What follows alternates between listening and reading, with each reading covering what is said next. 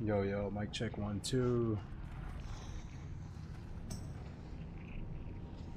Any late night gamers?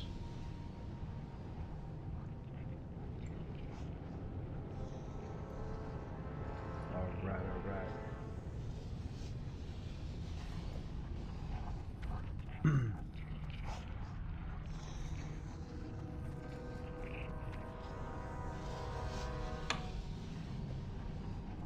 Alright, we should be good. Stream's looking live on YouTube as well.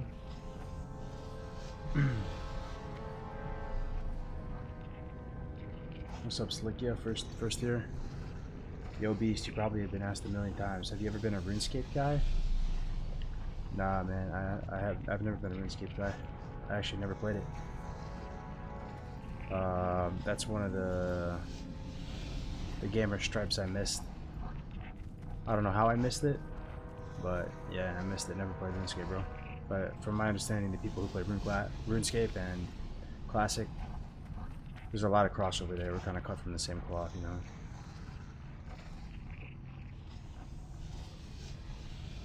Tank ain't pink or gray. It's about to be a dark cargo stream. What up, Chad? You still up, man? Yeah. Yo, so we're gonna try a new farm. It's not new in the sense that, you know, hunters are able to solo arena runs for SGC, but there is an easier method, and we're gonna try out this method. Yo, what's up, Astaroth? 55, getting there, man. Getting there. Yo, you wanna come to VRD, Chadley, and get a band doc maybe? If you want a band doc, I'm gonna be doing some arena runs just solo. So if it drops, it's yours, you know. Up to you, bro. What's up, Astaroth? What's up, YouTube? We got Shadies, Mayan, Chalcedon, Mike H, loud and clear. How's the pop on Deviate? It's growing, dude. It's growing. It's a really fun server. We went into MC today. Just got a little bit done before reset. Killed a couple bosses. Got some loot up trash. All right, we're gonna get going in a second here. So we're gonna do solo arena runs and try out this new method. So I'm gonna reset, and we're gonna go. Pet's healed.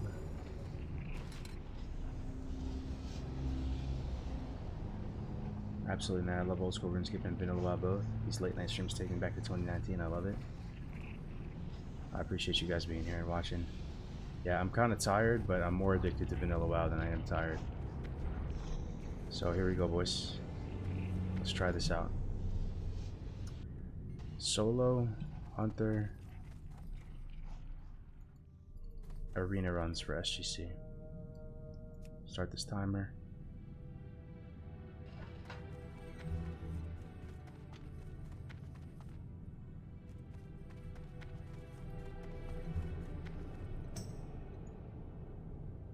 Enticing offer, but I think after those purple bars right now, I got you, bro. I got you.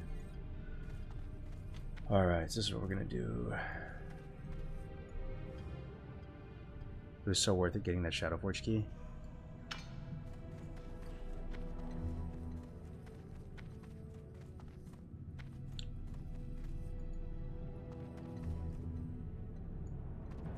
So we're gonna jump down into the Ring of Law. Start the event.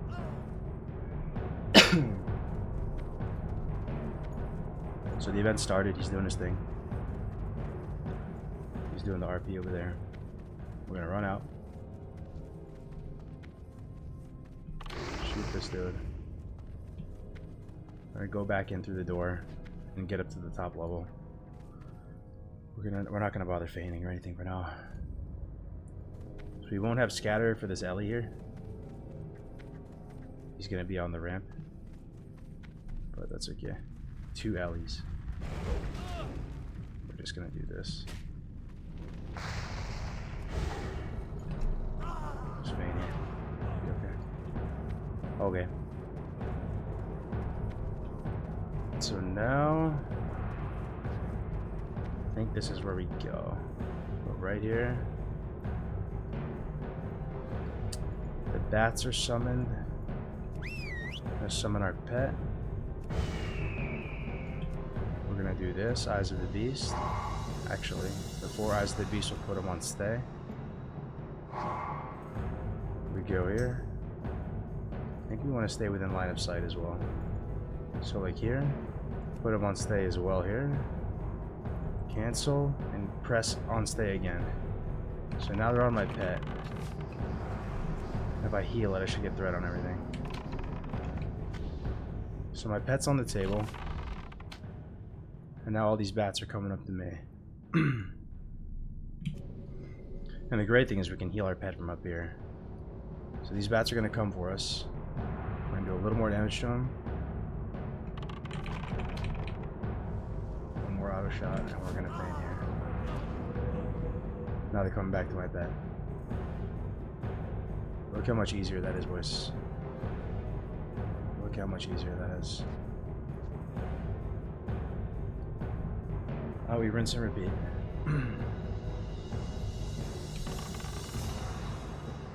We don't have to make the jump anymore.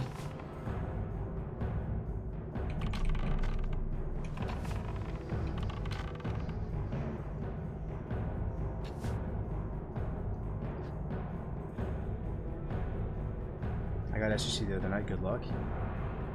Thanks, man.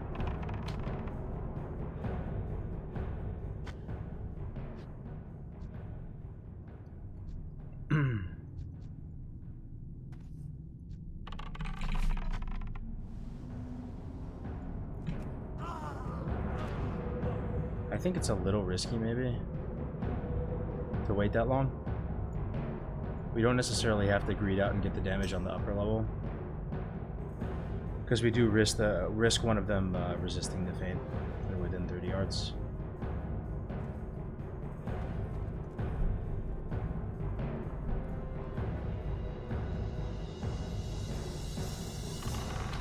My thing is, where'd the other pack go? Hopefully we didn't fry the event. Maybe we should have aggroed both packs.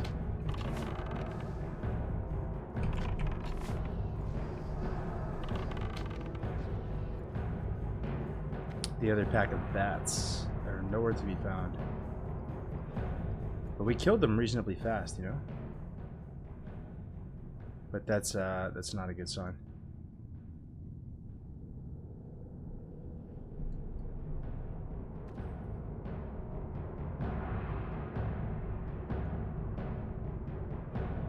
We might need to reset, boys. Somehow this other pack like despawned or something.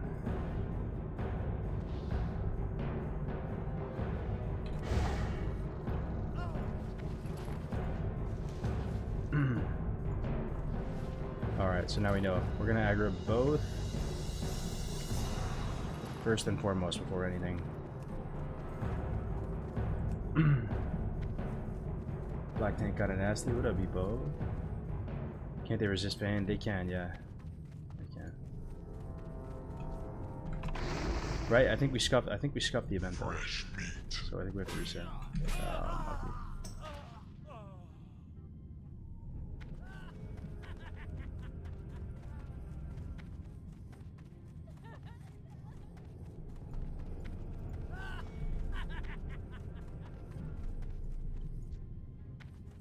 Side to level orc, male, rogue.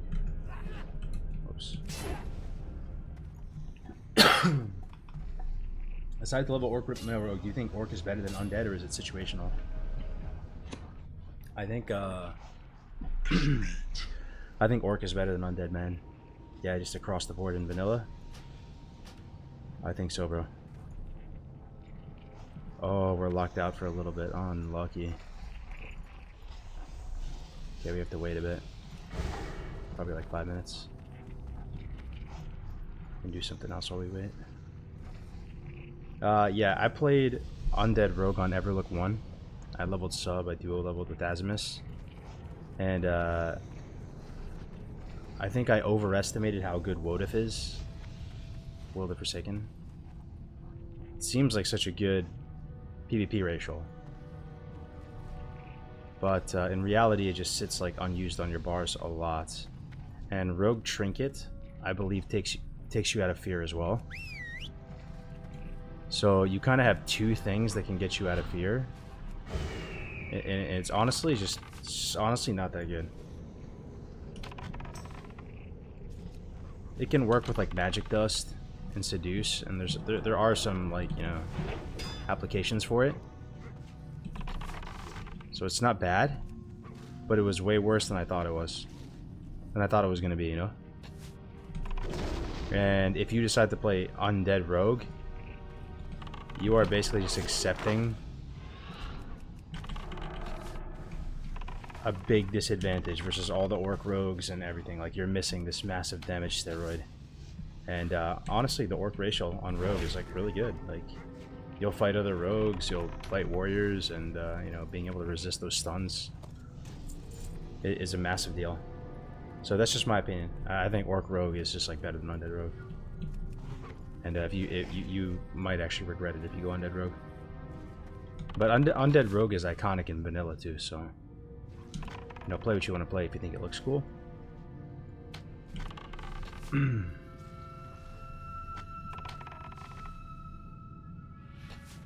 Stun resist is insane to get the Vaz up. Yeah.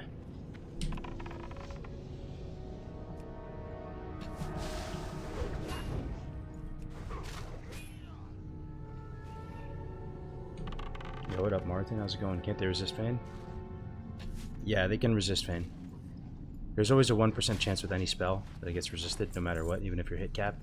So you're always going to have that. So if you have 5 targets and they have 1%, it adds up. 10 targets is even bigger of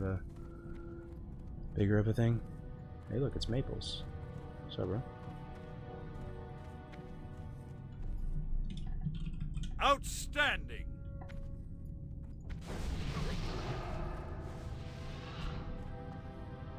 Female undead jumps while eviscerate. That's Biss. Yeah, to each their own, man. If you think it looks cool, you do you, man. But I honestly wasn't expecting that. I thought Undead Rogue was a classic. I thought, well, you can't go wrong with Undead Rogue. That's got to be like the sweaty race. It's actually not the sweaty race for Rogues in vanilla. On Horde side, it's definitely Orc.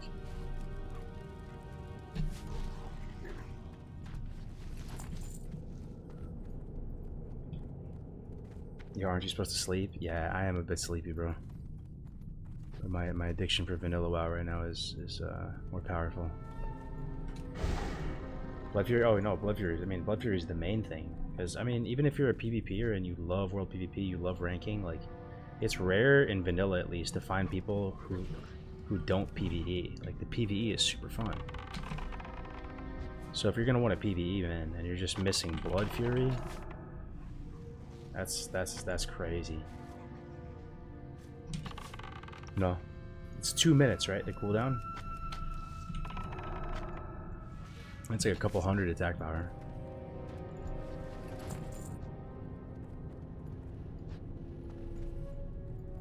How much AP is it? I don't know off the top of my head. If I had to guess off the top of my head, it's like 240 or something. 234.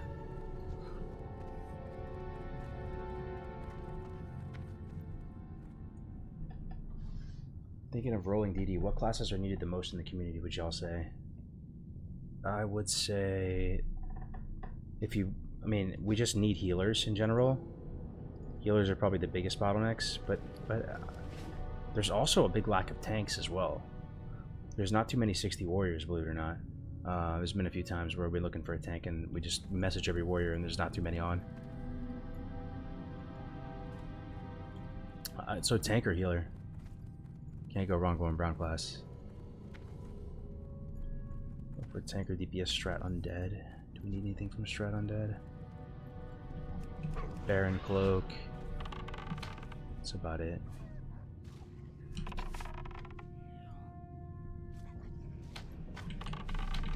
%25 of whatever your base melee attack power is.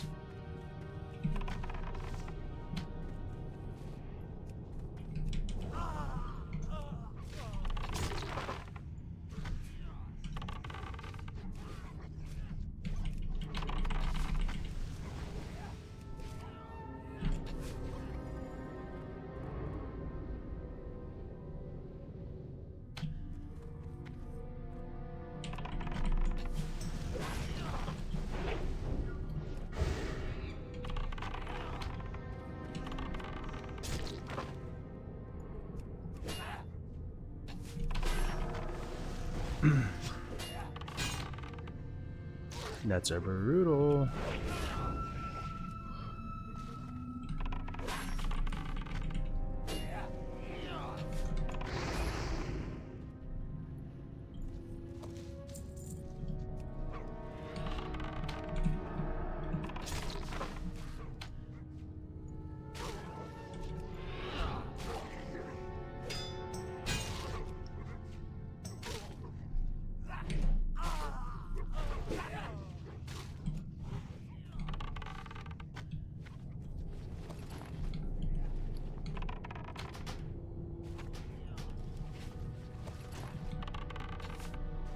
No luck on Barblade? Oh, no, we did get Barblade earlier, actually.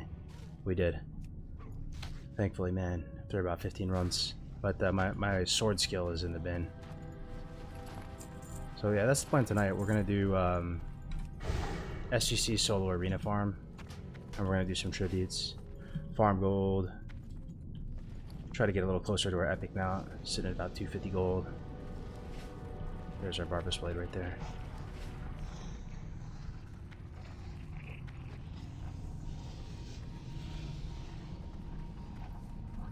That MC was fun today, though, huh?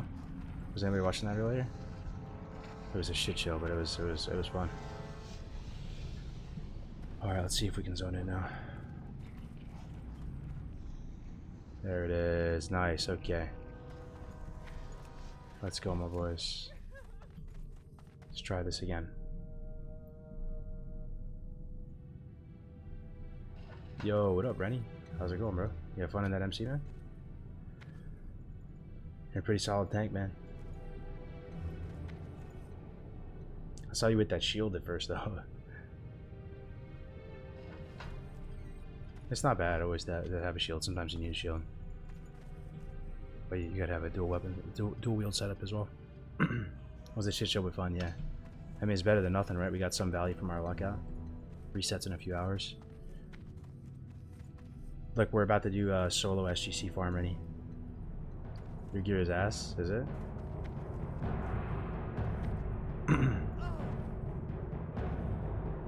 So we start the event, as you can see here. For those of you tuning in just now, this is like a new way that I found, at least, to do SGC farm solo, where you don't have to make that jump over and over again. It's much less like finesse required to do this, and it's actually using some new tricks that I've never seen before. Using Eyes of the Beast, and then you basically put your pet on stay, and then you cancel Eyes of the Beast and you spam pet stay, and it'll keep your pet in place. So you can use this trick to your advantage, and you can basically put your pet. You can put your pet on like a lower elevation. You can get to a higher elevation and just bounce. It allows you to set up that like value loop a little bit easier. So maybe we do it right here. So we summon the pet, heal the pet. We want to wait for both waves of scorpions to come out. That's what we made the mistake last time. Okay. Is this one wave though? 4 is one wave. Should we wait until there's 8? Or there's no shot that's 2 waves already. I don't know.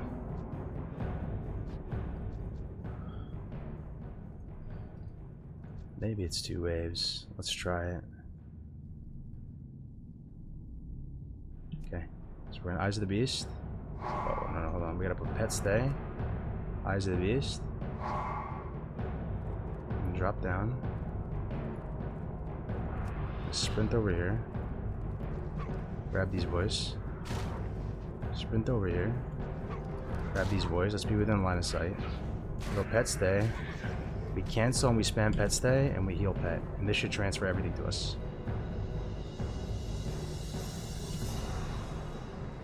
Okay, this guy really doesn't want to go. This guy's insane. But you see, like, it's tough to set up like that perfect. We're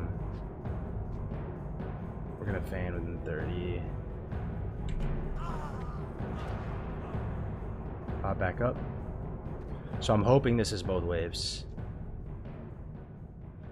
we'll let him beat on my pet for a little bit before we touch him. Because I kind of want them to be stacked. He doesn't do that much damage. Even now is like okay, I think.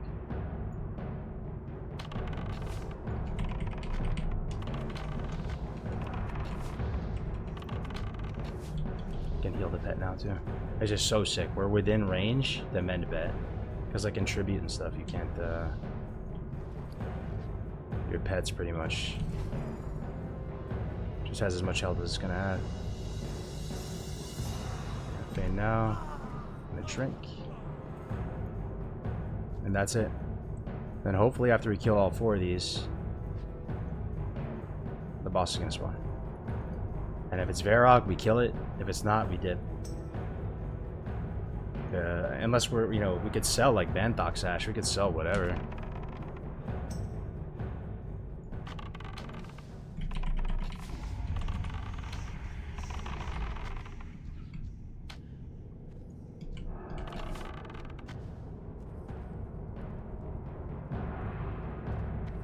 But that's it. Let's feign early, like here's fine. What happens if feign resists? You can make it work. So I did do a few practice runs, full transparency to you guys before I started stream. Because I wanted to see like how this works. And you can actually...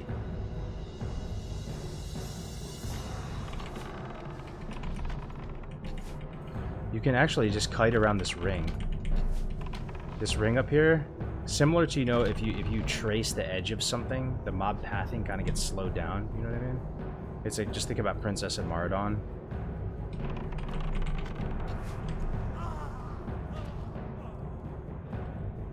So if you just trace around this edge and just like stop every so often and shoot, you can kite like bosses around just like that for a while. But it takes a little while to kill them.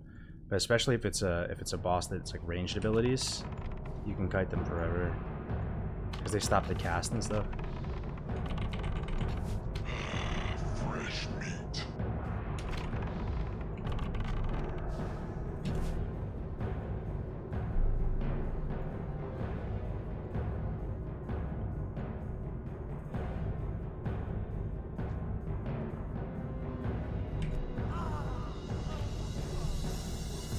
Oh, dude, first time seeing you back on Twitch. Just when you say you changed, bro. You look ripped as fuck. No homo. Like, are you like on gear? No, I appreciate it, man. I mean, that is a honestly like a compliment. But no, I never took performance enhancing drugs in my life. It's just not worth it, man. I'm worried about having like a heart attack or something. I say it not really from like a moralistic standpoint, but it's more of just like, you never know what's gonna happen with that stuff, how safe that stuff is, and I worry that I have like an adverse reaction to it and a heart attack. So, but yeah, I mean, I love fitness. It's a big part of my life now.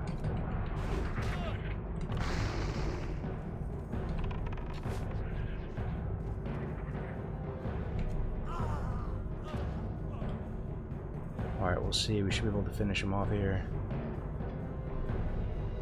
Just creatine, bro? Yeah, I just keep this here. I just eat scoops of this all day. So I'm monohydrate. Don't do gear, kids. Your heart will blow up. Yeah. Alright, let's see, boys. This is the moment of truth.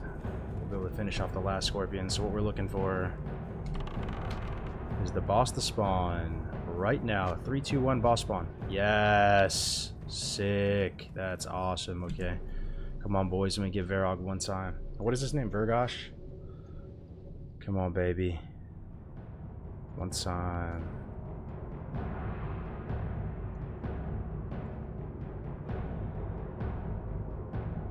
You got the same ingredients, the cheapo one on Amazon, right? Come on, baby. One time. I haven't even seen him one time, let alone had a drop. Fuck, man. Okay, my dog already has threat. We're just gonna hit it once, and this should give us threat though. Just healing it. Okay, or not. So he can cast on us. So I think we do this.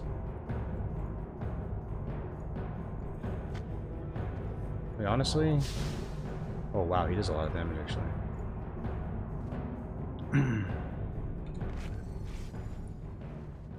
I mean, we should kill him, right? This guy has Banthok. We can just kill him. I'll show you. We can kill him actually up here. And we might be able to line that thing. Cheat my bet. Just ban. Send him back to my bet. Oh, he can actually attack my pet from up here. No matter. Oh fuck, I hit the fucking patrons, bro. Oh shit, son. It's okay, I think we'll be okay. Let me just line here.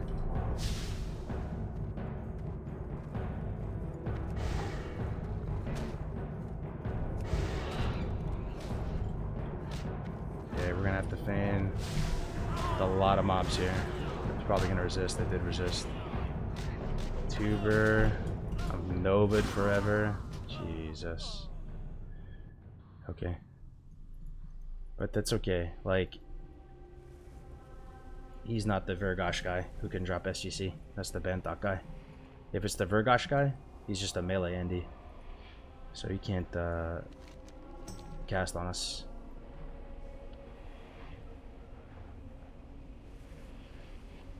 And if it, and ideally, if it's not him, you just reset. But you can kill them up there. You just have to like run around the ring. I mean, not multi-shot. Just take little pot shots at him.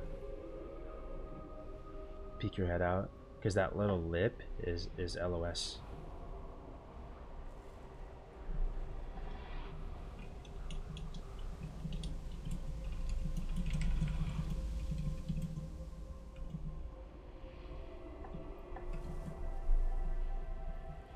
The Nova, yeah. I mean, it was my bad. I like multi the crowd. I've seen 3 SGCs since Classic launch, but it took probably 221 runs total. Thing is, they buffed the drop rate. Jeffy's seen like 3 of them so far, just running random people through. So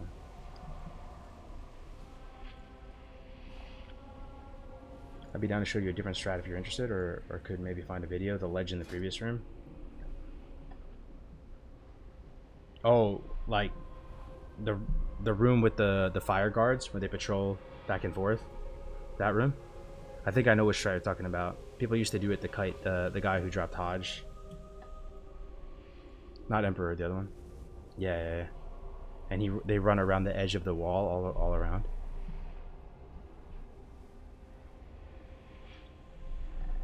Yeah, they buffed the drop rate on it. I don't know. I actually don't know what it is anymore.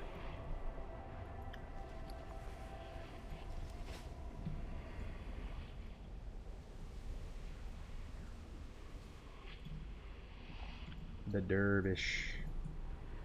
40 War, would you do arms with Whirlwind Axe or Fury with Vanquisher Sword and Sword of Serenity? At 40?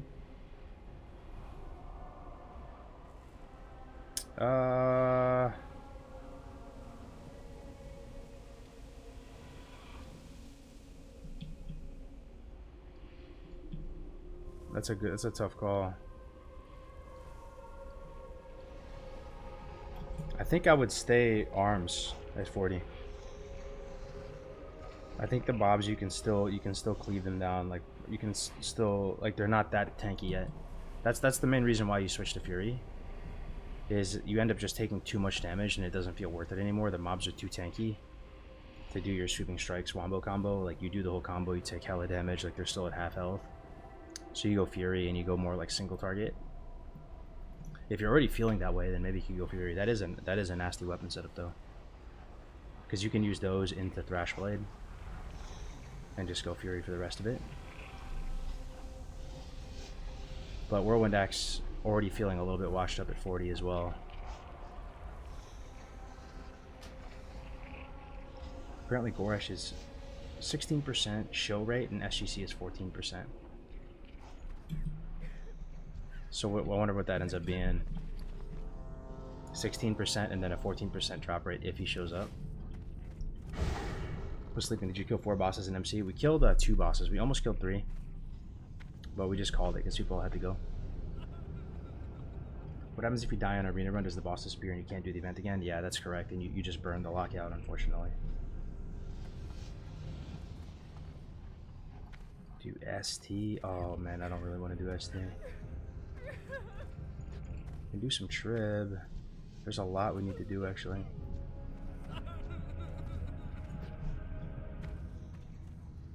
We need some more tubers. I want to have a full stack at all times. We need to re-up on FAPs. We need to tame that wolf. The Eliber's wolf.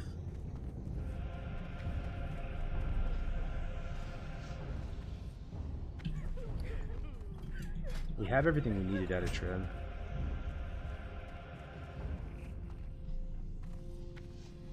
We need Elibers for Marksman Girdle.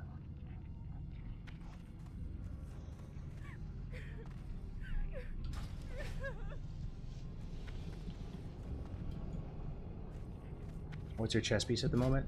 We have the Ogre Forged Hauberk from Tribute. So this is Tribute gear, this is Tribute gear, this is Tribute gear, this is Tribute gear, this is Tribute gear.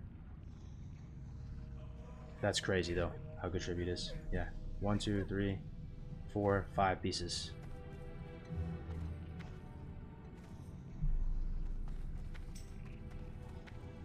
One DPS strat UD. Ooh, get a little Baron cloak one time. And rep. Yeah, I'm down for strat.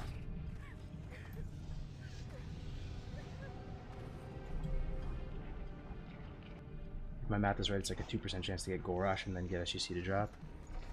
Yeah. Oh, my boy Fugitive's here too. Nice. Mud Flaps, No Life is a good group. It's this mage though, man. I think this is the mage that has the ZG stuff. This is a tough one because this guy's been showing up in groups, and this guy is just like one of like the 10 players that was playing here before on the server.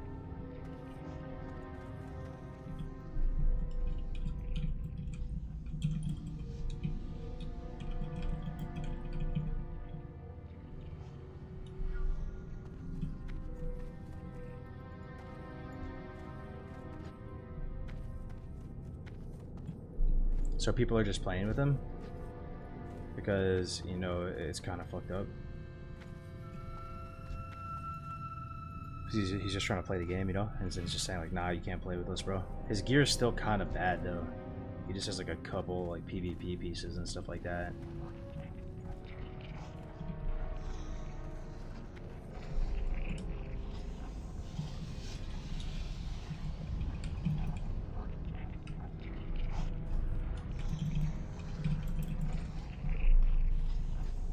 Never mind, no strat. Whoa, look at this, man. Look how great that looks right now. I don't know if it's the lighting or what. A molten span.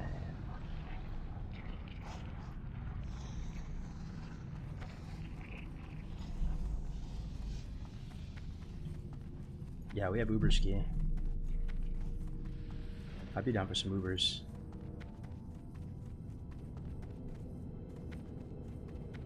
I mean, most of those guys don't have that great of gear, even if it's all ZG and stuff. I don't see a big deal, to be honest.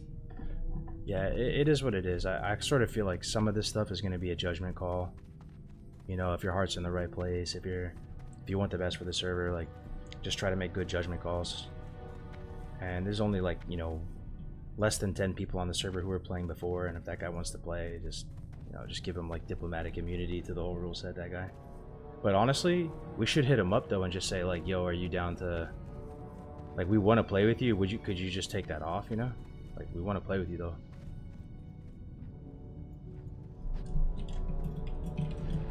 He probably would, you know? He probably doesn't care. He was playing Deviate Delight by himself before any of this happened, so he'd probably be done to just take it off.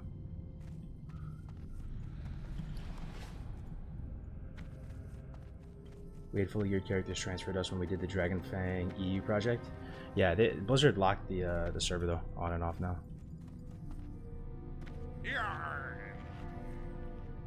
Refarm Prebis, yeah. Not his fault for being here from the start.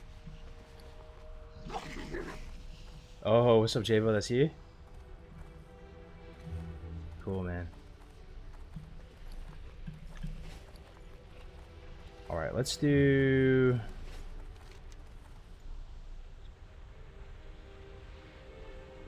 You know what we also need, boys? We need magic dust.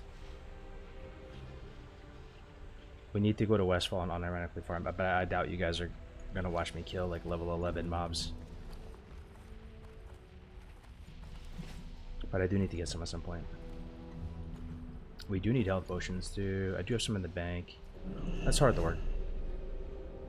That's hard to work.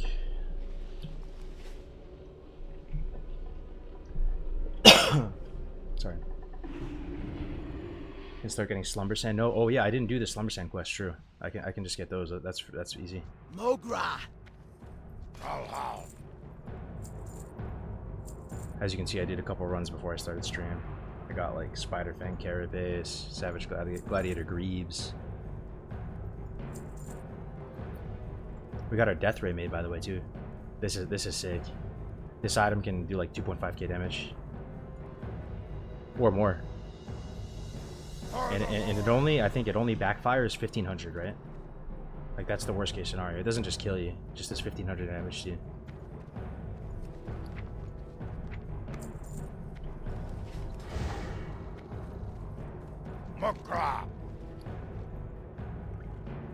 Oh, lava core.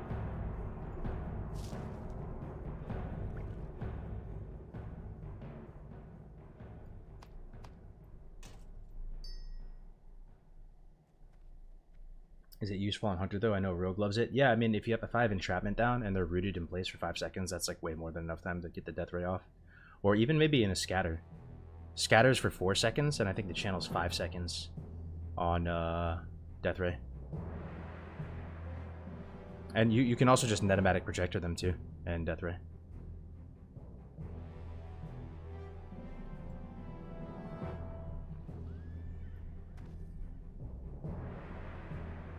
Strength. Zug zug. Dabu.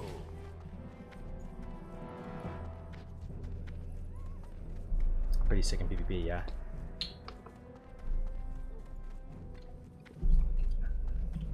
Also, yo, it's gonna be Tuesday tomorrow, right? Reset. So we'll everybody's gonna get a rank.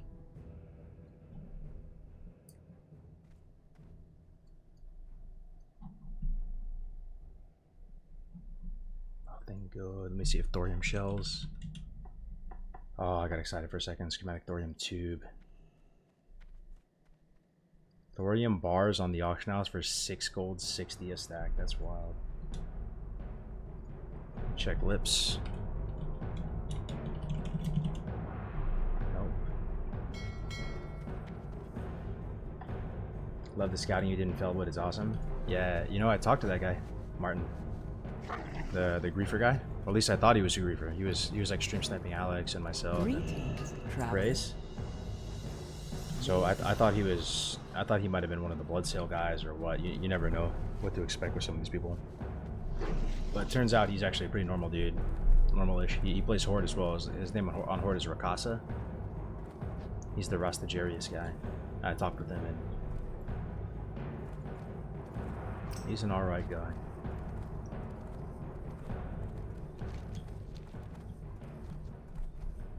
Yo, what up, Kuzo?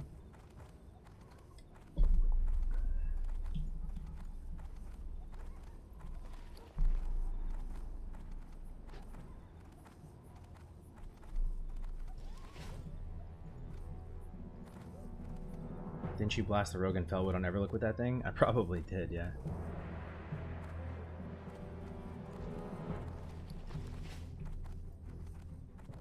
But yeah, if anybody wants to run a dungeon or something too in the chat, like, I'm down. There's stuff I need out of Ubers, Elvers, I have the key. Strat Live could be cool too. Oh, I need to do the Tyrion quest. We could do that too, guys. What you want? That'd be kind of fun stream content. You can solo it.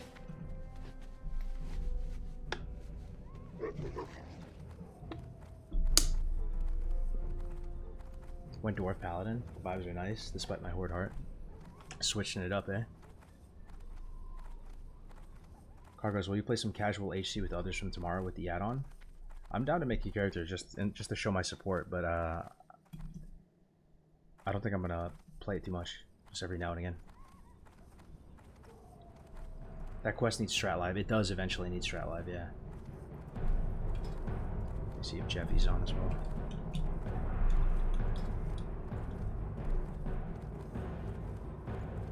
Searing Gorge.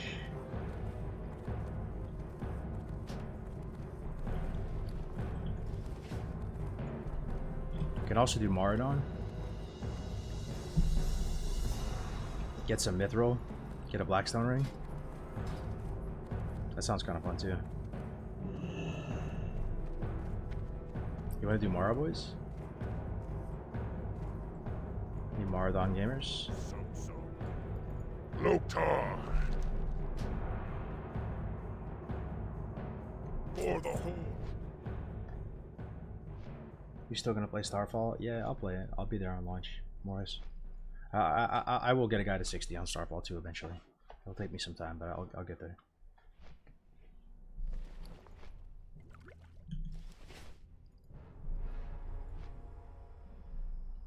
Blackstone better than Tarnished? It's just what you need, you know. Hunters have a lot of hit on items. You get 2 from Devil Sarai when you pop it, and then when it's not active, you have Rune of the Guard Captain, so there's 1. You get 2 here, 3 from Talents for me. You can run Devil Source Head for another 2. So it's pretty easy to get up to the 8 you need. And so a lot of times you're looking to swap out hit pieces for crit pieces.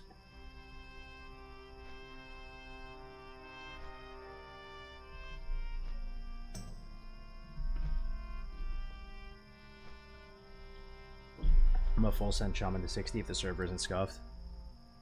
Where do you live, Morris? The ping is rough for me in California.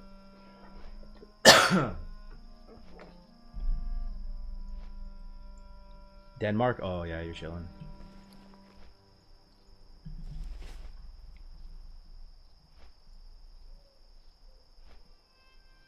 Yo, what's up, Folly? How's it going, Mark Shepard? Bro, you do be looking Jack Boy. Thanks, man. What race is the hunter? We're orc.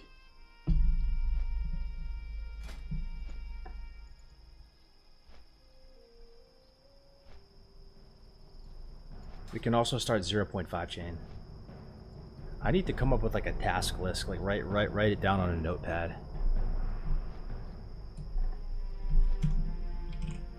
I actually might start that right now. Okay. Let's see.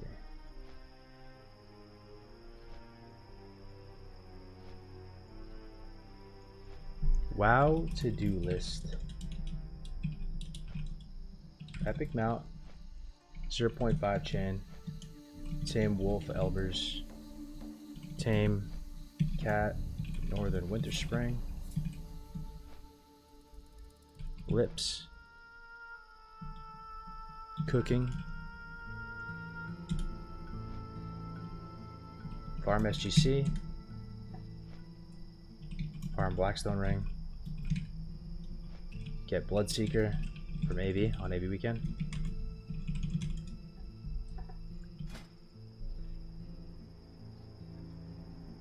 Enchant gear. Level enchanting.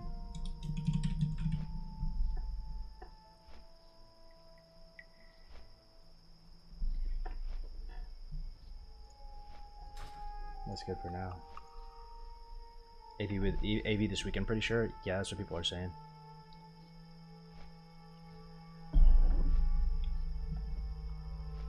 Shouldn't this stream be under the hot tubs and pools category, considering the bikini you are wearing to lure in viewers?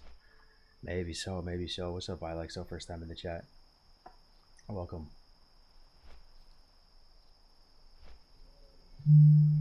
Was there any new drama with MC Run? I missed it, unfortunately. No, it wasn't too much drama. I was worried. Like, I went back and I looked through the chats on Gray's stream and my stream and Alex's stream and everything, and I feared the worst. I thought people might be like memeing on it super hard or something, or, you know, I don't know, making fun of us, or it would have been mean-spirited, or the people in the raid would have maybe been complaining more, but it actually was very mellow and cool. You know, people kind of just understood, you know, we're just Hail Marrying an MC before the reset. Half the raid was in their 50s and had pretty scuffed gear.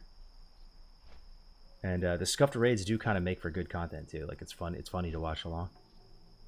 I had a great time, honestly. I think everyone had fun, and it was kind of energizing too. Like, Aladar hit me up today, and he was like, "Man, we really got to start getting people going, grinding previs. Like, we got to get an MC this week." I'm glad we did that. But yeah, no drama. No drama. Everybody was cool, both in the raid and the people watching. Had some giant stalker bracers drop though from Trash. I was thinking about it.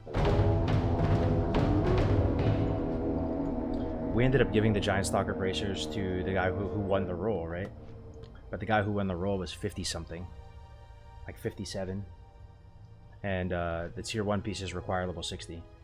So you could have created, like, from the get-go, you could have said main spec over off spec, but only if you can equip it or use it. But then, if that was the case, then nobody in their 50s would even join the raid, so maybe that's a bad idea too. You know what I mean? Like, why are you going to join in your 50s then if you can't equip anything? You can't roll on it. So I think it was the right call to give it to the guy. He won it fair and square, even though he was 57.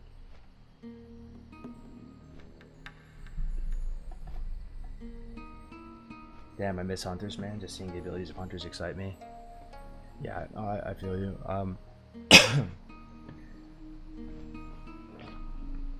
I just like killing stuff on Hunter, just grinding mobs. The sounds. Fresh meat. Just the big, like, how the damage feels on Hunter. Same thing with Warrior. It's just fun to press your buttons out in the open world and just grind whatever. You get attached to your character in that way. Like, you just like going out into the world and killing shit.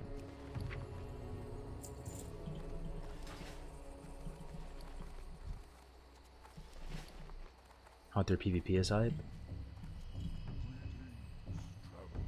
I know, grinding alone is just so fun. I have just the thing for you. Ah, I've been expecting you. Winds be at your back. I'm low-key enjoying the priest leveling at the moment. Nice, man.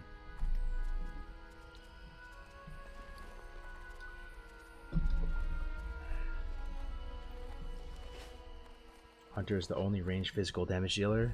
Yup.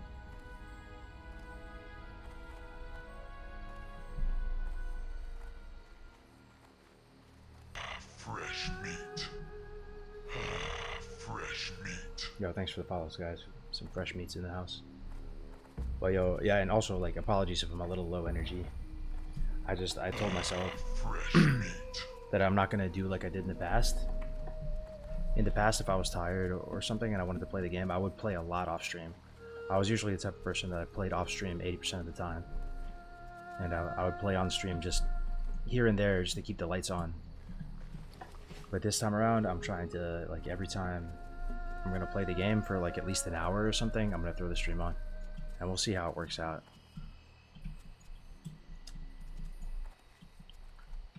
So yeah, I'm a little low energy right now. I'm a little tired, but we're still gaming. Do you regret your Warlock choice in 2019 at all? Yeah, I do. I do, Doug Champ.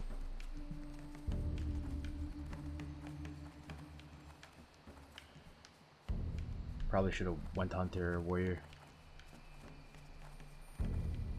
It was good at what I wanted it to be good at, though. Like, my plan kind of worked out. Being an SL Warlock, I was the strongest 1v1 class. You know, we won a couple of those dueling tournaments on Scarum. Fresh meat. But that got old pretty quick. You know? And, Horde Warlocks, they have it kind of rough. I mean, you don't have salvation, and it's a pretty demoralizing feeling when, you know, you're 7th on damage, and you know, you crit 2 shadow bolts in a row, and you pull threat and you immediately have to lip, you know, and it's like you're really having some serious threat issues because you have a couple back-to-back like shuttable crits.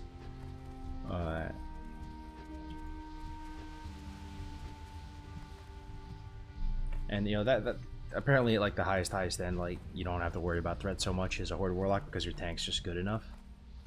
But yeah, I don't know, just a few things. I do kind of regret it. I've thought about that quite a bit.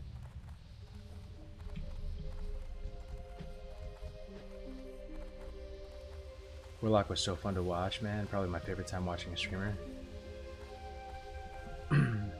Yeah, I mean, it's really good in open world PvP. It's really good at 1v1.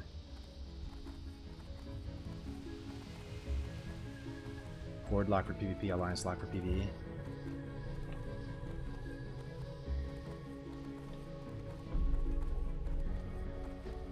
I was watching the stream when the viewers voted. Just wanted to go on record. I voted Hunter.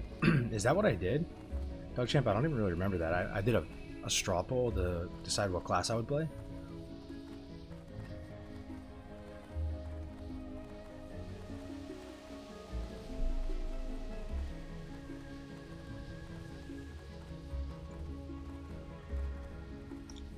Love pressing buttons on Warrior as well. The sound is just amazing.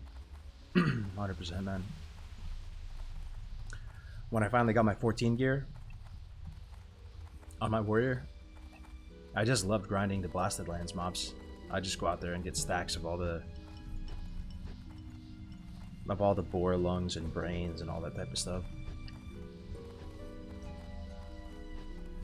Just pressing Bloodthirst, just two-shotting stuff. Massive rage, cleaving down mobs, so satisfying, so fun.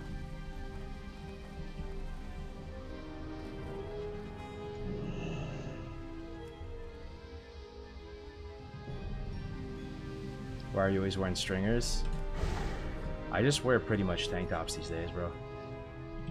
It's just my vibe. Like, I do like fashion and stuff. I used to dress up a lot when I lived in New York and would go to happy hours, and that was part of my life. But it's just not really part of my life anymore. People out in California, they don't really... It's all like athleisure out here. Gym clothes. And my lifestyle right now is extremely physical. I'm constantly doing physical stuff, like wake up, I do my morning ritual, then I'm doing my alpha conditioning class, and after alpha conditioning class I do pickleball drills, so I'm doing more exercise there. Then I grab lunch, I go home and stream. I'm already like in my gym attire.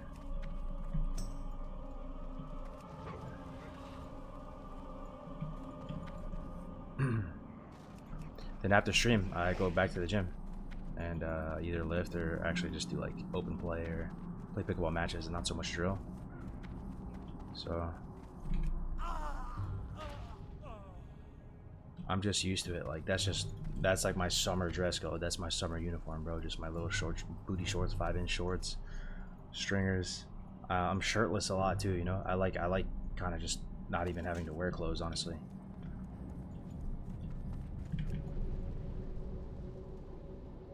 Playing pickleball, I just like the feeling of getting sun, you know, and just being out there. Like, you just feel like a savage out in the sun and just getting nice and tanned up and getting exercise. It just feels really good. It's like really energizing.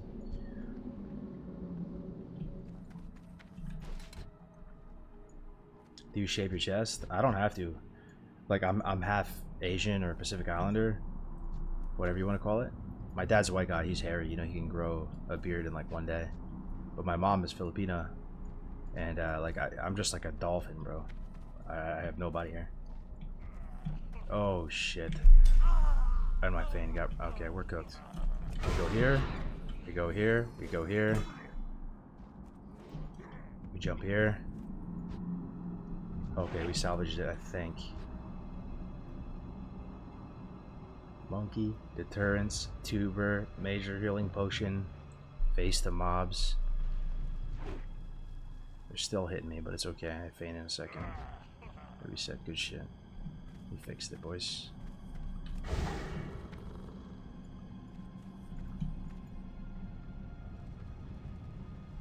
I shaved my chest once, felt like a boy, never again.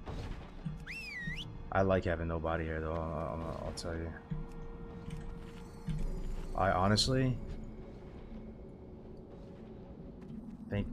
you know, like that 70s hairy chest look that used to be very like masculine and sexy to women. Bro, that's wild to me that that was the meta back then. It looks so bad, dude. It looks like it smells, man. Body hair is just monk-ass, bro. I don't know. I'm glad I don't have any.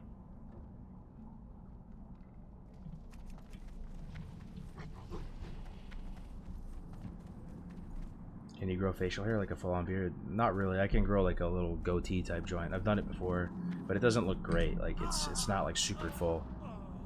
And like that's my look for whatever it's worth. I just kind of got like the boyish charm kind of face and everything like that. Like I'm not like a super masculine like Giga Chad hairy face kind of guy. That's just the cards I was dealt. But I've learned to like come to appreciate it. You know, I like the baby face now. Because I look kind of young, even though I'm 33. You know, a lot of people still think I'm like in my early 20s even.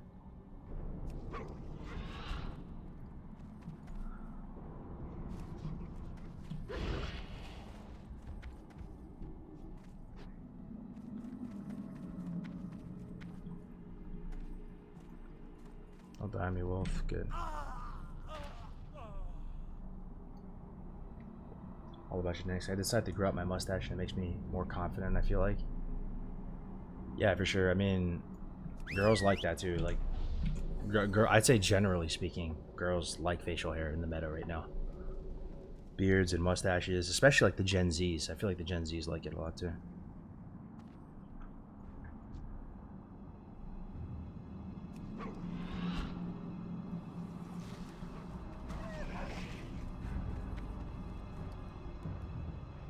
I see mustaches everywhere now. Oh, bad timing with this boss, boys. Bad timing with this boss. Oh, fuck, man. Okay, we're okay.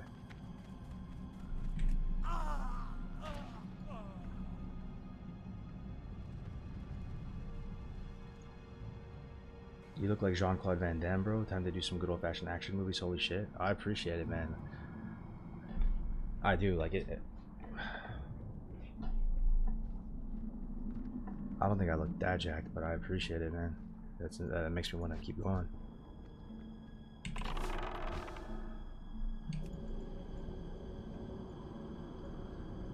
But it is possible this is like the best shape of my life. Even though I was like heavier in college, I feel like a fucking unit. I'm not gonna lie. Like when I go to these classes and stuff, like I can pretty much just run like a long time without getting winded at all, you know. And like I love the feeling of like just jumping up on a pull-up bar and you feel like it's like nothing, you know. Like you can almost do it with your fingers, like wide grip, close grip. I'll do like push-up type circuits just for fun, like in between like sets at my class, like where you go like diamond push-up, then you go normal, then you go a little wider, and it's just, I like it. Like this is working for me. Like I'm not the strongest guy, like I'm not like a power lifter. My 1 rep max is probably pretty low, but I'm just like on some endurance shit, just volume, superset everything.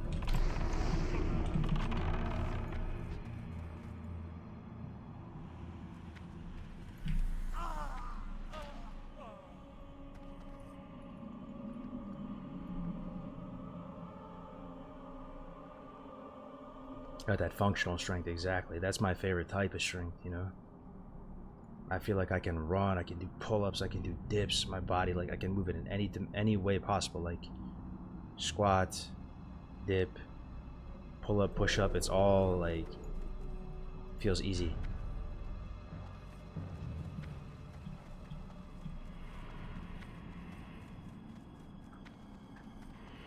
Oh, we're definitely pulling these guys. Oh, maybe not. Damn, that makes me want to do something. Do it, man. Do it. A lot can change in 6 months or a year. You can drop a ton of weight. Like, you might, it might seem like I made a, you know, a huge transformation, and maybe to you guys it looks like I don't make mistakes, or I'm like really disciplined and I'm really good with counting calories and all this. Like, I made tons of mistakes on this journey. I had many days and weeks where I would fuck up. Like, I'd have full weeks where I felt like I'm falling off the wagon, you know. But you just keep going. Over time, you get on the right side of the math.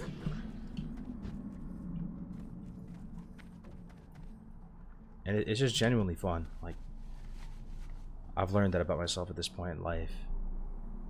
I really, really like athletics. I like sports. I like athletics. I like lifting. Like, it's a huge like part of my happiness. I don't know why. I feel like a simpleton in a way, like a fucking Neanderthal.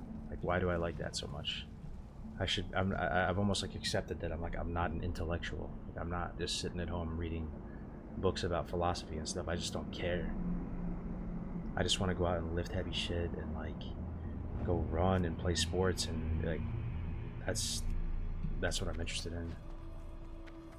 I don't want to sit at home with a cup of tea and my cat and read books about determinism and all that.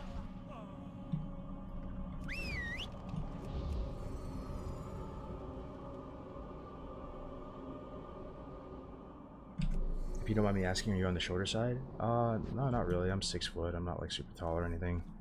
And I truly am 6 foot. Like, people think I look short or something, or they think I'm exaggerating my height. I've never felt compelled to exaggerate my height in my life. Maybe because I guess I'm not super short. Like 6 foot's just normal to me.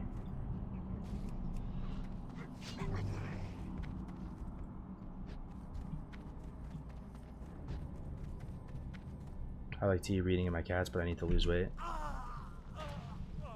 Yeah, it's not short. Well, GG for bulking up so quick. I'm skinny, struggle to put on weight. Also 6 foot. You got that skinny fat problem right now, right? It's tough. It's tough, man.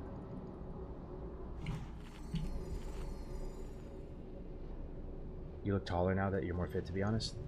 That's good. The thing that worked for me was finding a physical activity that I like to get me fit.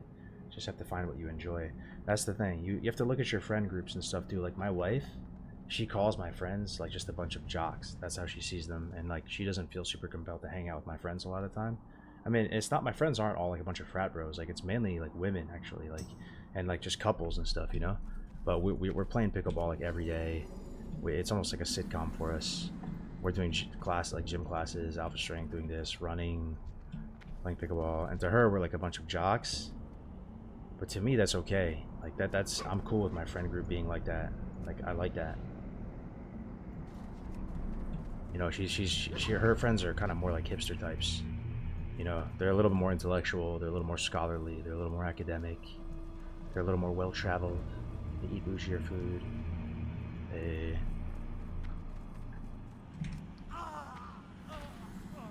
They're almost a little more like millennial in a way.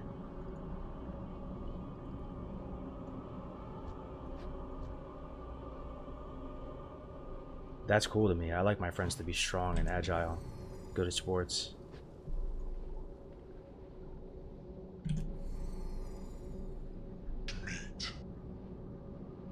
Yo, see you later, Quebec. Peace, bro. Good luck at work today. A year ago, WoW was my best way how to meditate and get over trauma.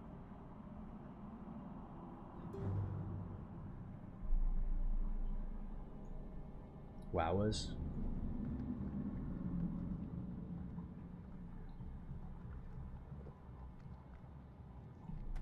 Yeah. WoW makes me introspective. If I'm leveling in vanilla and I'm just by myself off stream playing, the sounds and the music and everything, it makes you like reflect. It makes you like introspective. You think about life. It's kind of therapeutic for me, so I feel you on that. Let's see where these hyenas are at.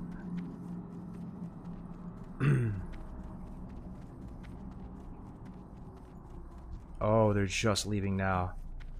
Oh, shoot. Can we still grab them, though? We're gonna pull both packs. Unless they're padding into the circle now. They might be.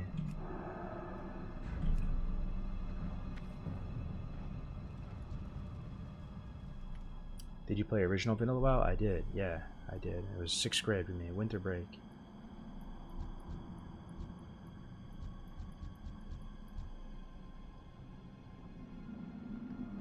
Don't want to be friends with necromancers. Just pull boss normally. Yeah, I feel you, bro. It just sucks when it goes wrong. And sometimes you feel like just a little patience, you can make the run so much more smooth. But yeah, let's practice. We can pull him with the boss. You can kind of make it so the bosses dodge the path of the hyenas. And we have track beast on so we can see him coming.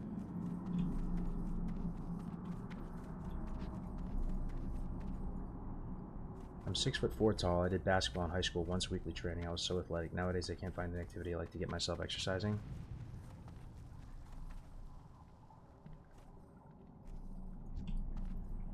They have a lot of rec leagues and stuff at gyms though, Shock. You might want to get back into basketball, man.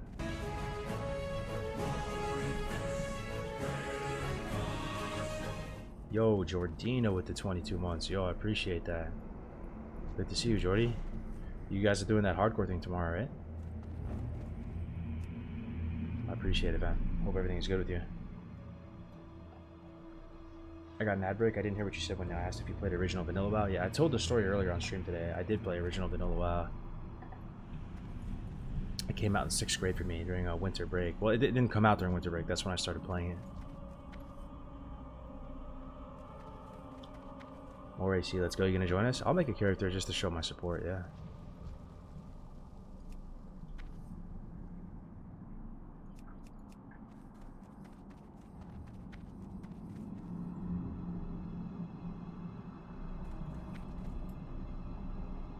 Is that a barber's blade you got finally? Yeah. Yeah, we finally got it. Okay. Here we go.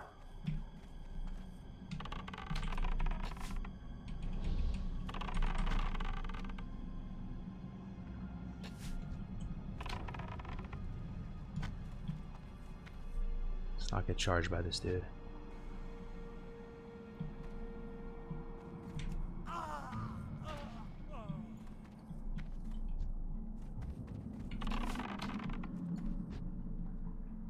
Glad I dropped, hell yeah. What's up there, Pachon? How's it going, man? First time in the chat. I appreciate that sub again, Jordy. Hope you're doing well, man. Alright. Oh my god.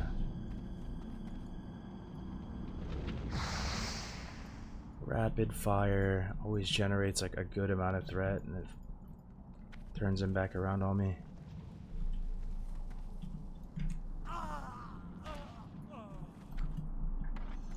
Fucked our damage window up. Okay, we're looking for those hyenas. Nowhere to be seen so far.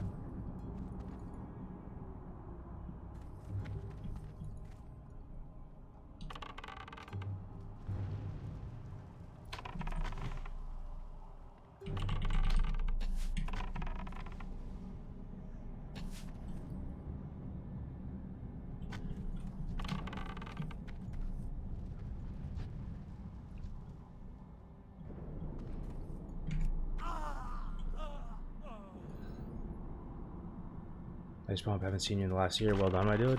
Thanks, bro. What's up, Miracle? Yeah, that's the thing. I mean, it works for me. And I feel like if it works for me, it would work for some of you guys. And what I mean by that is just when it comes to lifestyle. Some of you guys would find a lot of happiness and peace and just feel like, you know, comfortable in your own skin and feel like everything is good. If you guys kind of got back into it, you know, the gym and fitness and stuff. People are different, you know, different things work for different people.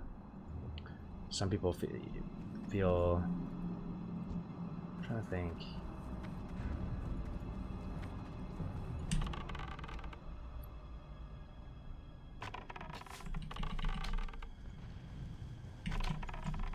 Yeah, different things will make people happy. For some people, it's like a certain hobby.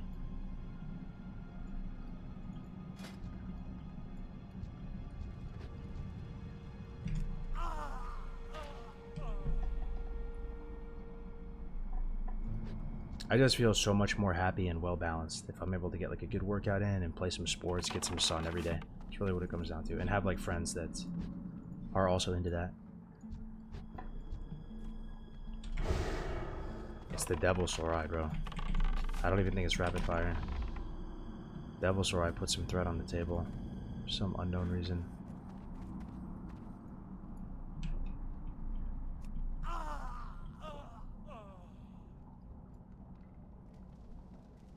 Are you the guy who used to play HC normal? What's up, Demotivate? Yeah, I was the HC Andy.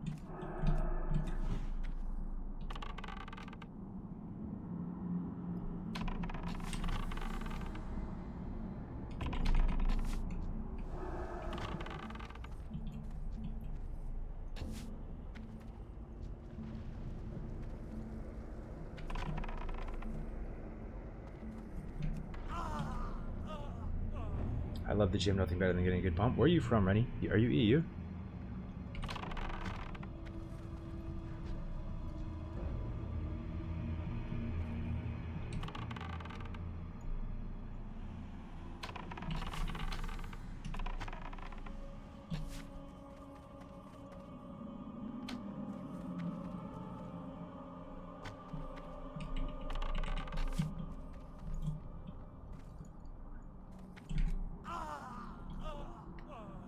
Oh, East Coast. Okay, cool, man. Nice, bro. I'm an East Coast guy, too. I'm from New York. But I've since lost a lot of my New York stripes.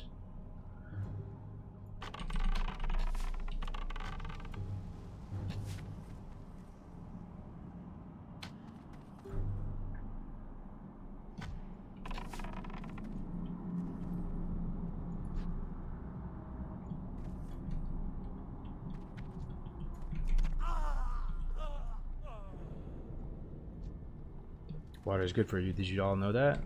Water, you say? Stay hydrated? That's one thing I need to get better on, though, with like my fitness and stuff. A lot of like the, you know, IFBB pro bodybuilder types, like that's what they'll tell you. They wake up and the first thing they do is they chug like a massive thing of water. I've never even tried that. Maybe if I drink more water, I'd feel fuller longer, and I don't know.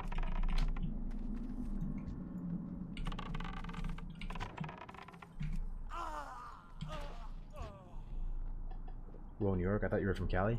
Not from Cali. I grew up in like the suburbs of New York City, more specifically like Westchester County. This is big damage on Gordok right here. He might even die, my man.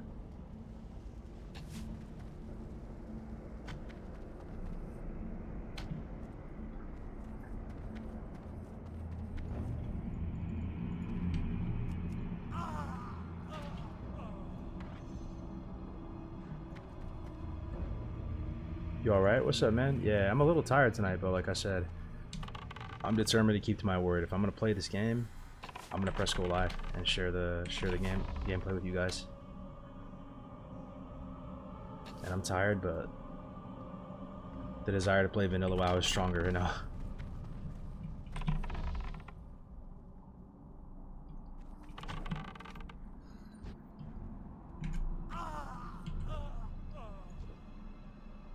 I think the thing about hydration is not drinking soda and energy drinks when you're actually thirsty. Water first, then supplementation. Yeah, I'm super guilty of that.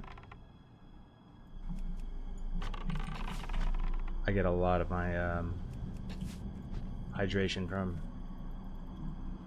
like diet drinks and stuff.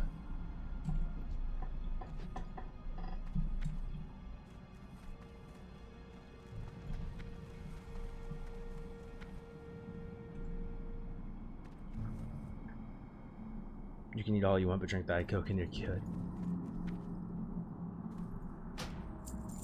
Band of the Ogre King.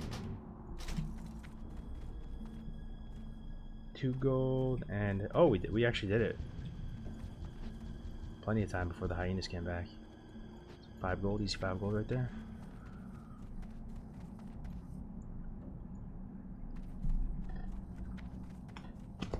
Missing the old days of AoE leveling the Dwarf Valley. What's up, Billish? It's crazy how many people remember that run. I get comments every week, people saying, "Oh, can you relist those streams?"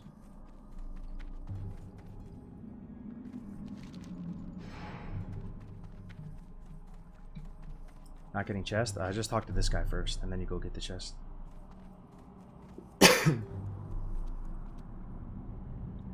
Is this HC? No, just normal vanilla, man. No pressure to always stream. Stream when you want. We'll all watch. Yeah, I mean, I'm very happy, Guzo. Like, I want to stream. This is not painful for me. Like, I'm not lying to you. Like, I've been enjoying it very much. Like, I think we have a really good thing going with this Deviate the Light server. I feel like it, for you guys, the viewers, this is honestly like the best thing ever. It's like a vanilla WoW soap opera.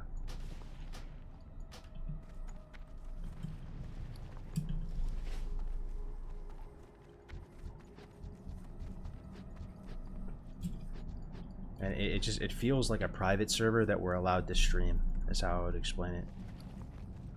This server feels, yeah, like a private server. It feels like a really tight-knit server. And, you know, Grays for Days is like the Asmongold of our server. In this little tiny microcosm, he's the biggest streamer out of everybody. I mean, I know Stay Safe and Payo and stuff are playing too, but they're not really at 60. And, I don't know, it's just a lot of old school, like, vanilla guys that I've known a lot of these guys for a long time and never really got to play with them.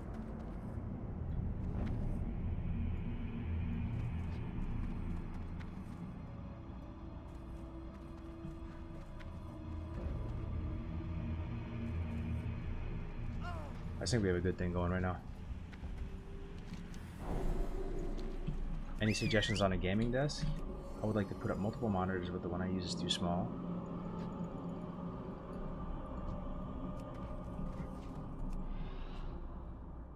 Probably just get a standing desk, because it's a desk with like functionality to it. I have a standing desk, but I never really used the standing portion of it. But I've been in a situation where I've gotten a normal desk and I've regretted it because I was like, man, I should have just got a standing desk. I forgot about that. Hard looking big, homie. Glad to see you tan and juicy. Thank you, Dr. Shock. Tan and juicy.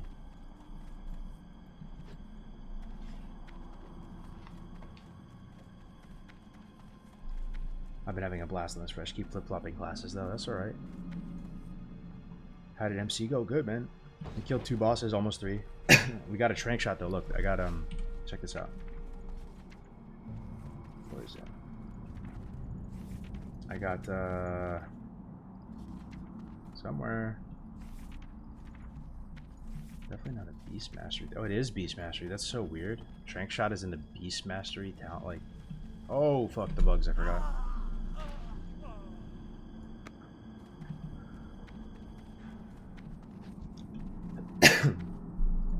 But yeah, I got trank shot. Yo, there's a book over on this side somewhere? There's a book spawn. I don't see it.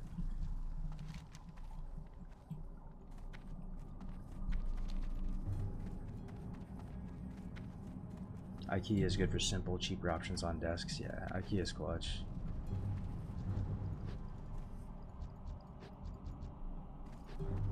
How's the wifey and kids? Last time I seen you was years ago trying to accumulate to WoW and military life. It seemed glad to see you figuring that BS out. Wifey's good. The kiddo's good. She's like at such a cute age right now. She's about to turn 3 soon. Vocabulary exploding. That's really sweet. I think to myself every day that this is probably it, guys. Like, this is as good as it's gonna get.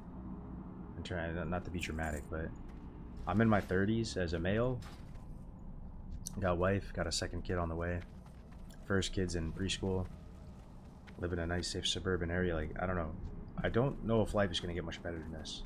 Like, this is the source. I don't say that as like a flex. I just say that in terms of like, you gotta be happy. Like, you gotta find happiness right now. Like, we're not getting any younger. Our parents aren't getting any younger. Our family isn't getting any younger.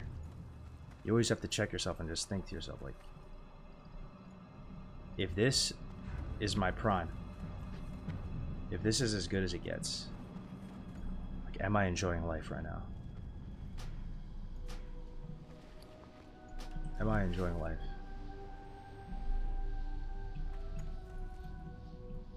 And I'm pretty happy with it. Like, if this is my shake of the dice, yeah, I'm not Genghis Khan out spreading my seed and creating an empire and stuff like that. I'm not like a robber baron. Like, I'm not Cornelius Vanderbilt or anything like that, but Life is good.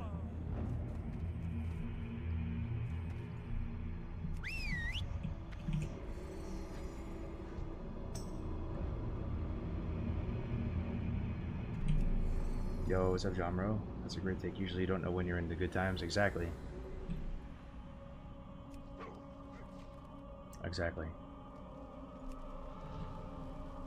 I think a lot of us, we think like, oh, we haven't peaked yet. You know, our prime is soon to come. But this could be it, guys. Like this is it. Like just make sure you're getting your money's worth out of life. You know, you're eating good, being nice to people, because you never know when it's all over too.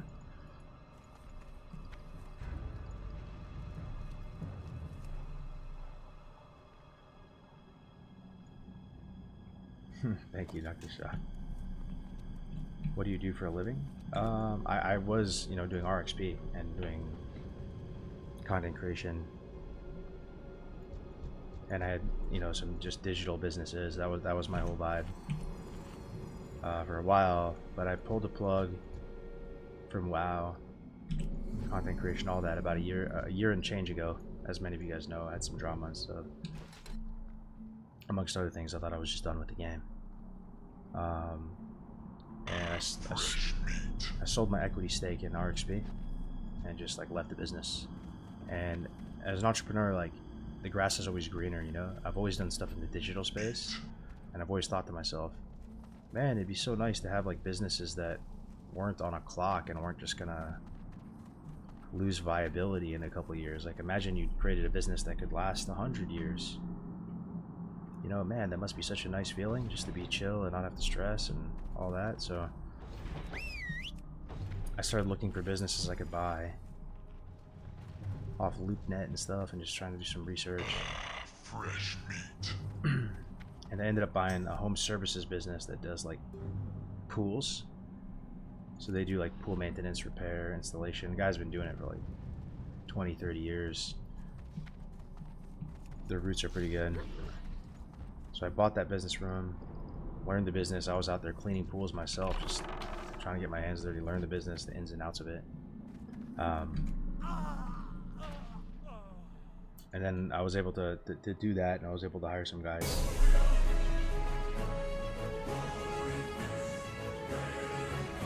Yo, Dirty Fofo with the tier 1. Thank you so much, man. The tier 1s are huge, bro. That's a really big gesture of support. That's the #1 way you can show your support for the channel, is subscribing. I appreciate it very much, man. Thank you, Fofo. Are you playing on Deviate Delight, Fofo? But yeah, long story short, I have like a pool service business, and then I also do luxury van rentals. It's like I rent out like Class B motorhomes, Winnebago type things, on a platform called Outdoorsy. I have a few units, and that does pretty good. Another business that has its own set of complications, like its own challenges and stuff.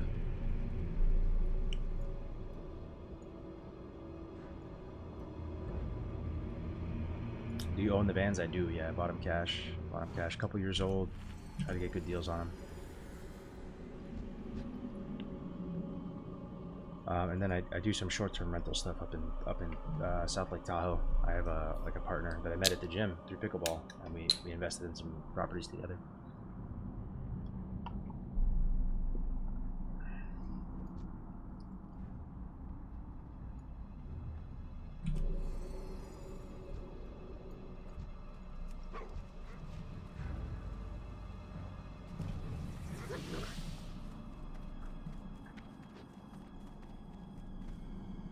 I had me, myself, and my girlfriend and my father involved. They're all in, so hopefully 2 to 4 years. Oh shit! Always, man. Always freaks me out. Oh, the bugs are coming too. Oh fuck, boys. Yeah, we got lucky.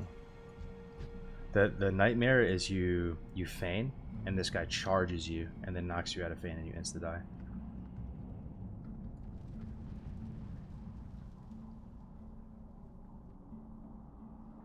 I'm doing the same, but for physical security for businesses and millionaires. Oh, nice. You have private security business. But now I'm at the point, it's funny, like I'm doing more like physical businesses now, like home services, and now I miss the digital space. Like the digital space sounds so nice right now because I have to deal with a lot of like, you know, homeowners that don't know how to use any technology. They hate auto pay. They want to do checks. They want to do cash, and like they fight you tooth and nail every little thing. One little thing happens, and they blow a gasket, and it's every business has its own like challenges and its own pros and cons.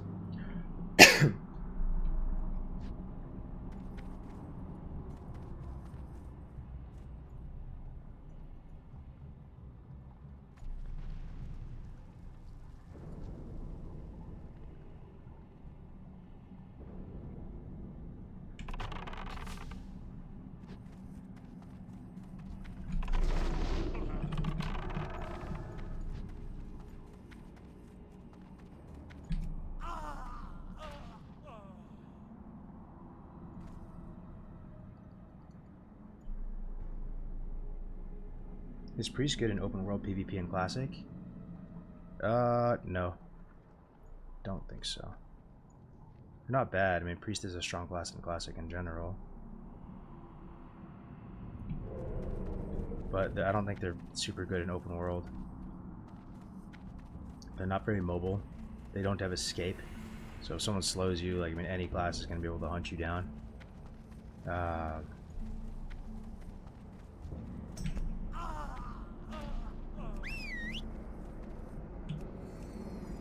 But it's a very strong class in Classic. But I mean, you compare it to everything else, probably one of the weakest open world classes, the most vulnerable.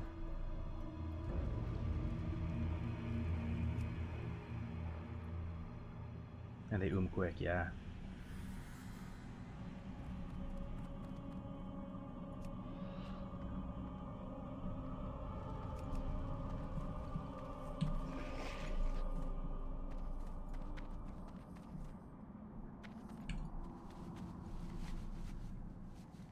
I will say this, priests are OG and OP compared to many other classes overall.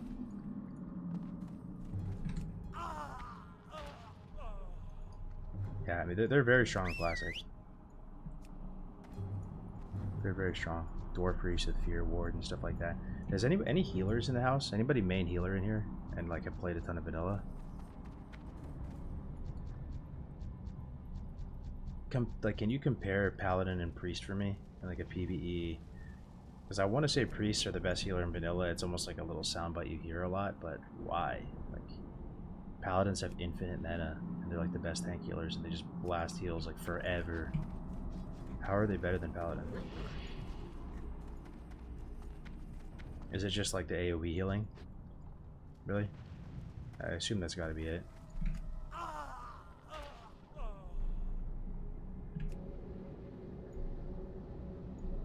Probably good tank heals, Priest, AoE heal for ally. So yeah, it's just AoE heal, AoE throughput.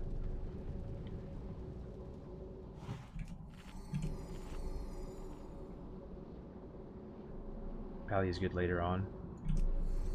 Yeah, I mean, you see, I mean, paladins are just insane impact, man. Like the blessings, the auras, infinite mana. They have invulnerabilities that can just like bypass mechanics. They have lay on hands. You know, you can pre-fight, like before a fight starts. You have one paladin just lay on hands the tank for extra armor. Like that's a huge deal, man. And you have enough paladins where you can always have a paladin do that.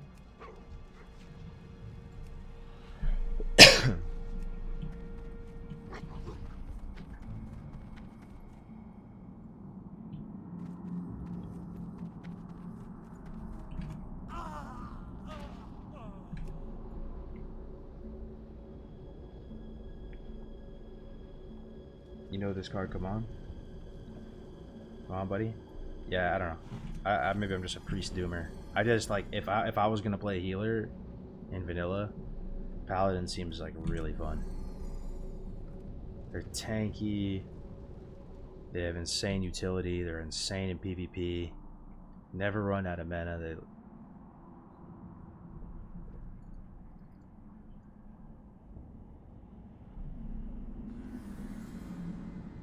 Yo, see you later, Shock.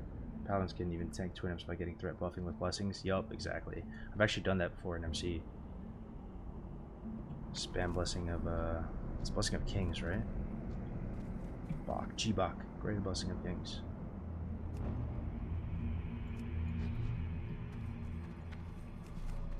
I didn't main tank, but like you can off tank stuff. That's usually how it goes. Like you just start buffing like warriors or whatever, and you pick up like the ads.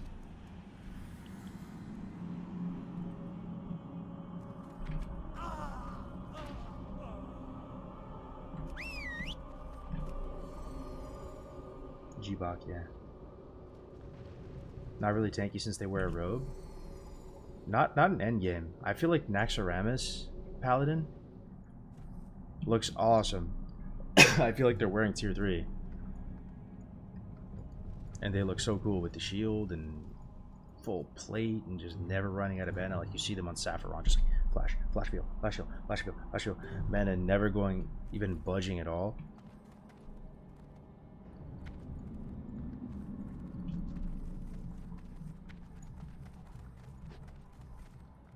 Did you watch House of the Dragon? No, I didn't watch it. What's up, Disciples? Greek Wario Pally looks awesome. Yeah, I've seen him do some GDKPs and stuff on it. Okay, here we go. We got the hyenas in a perfect spot. This is beautiful. This is exactly what we want. Okay, my boys. Here we go. We're missing True Shot. This.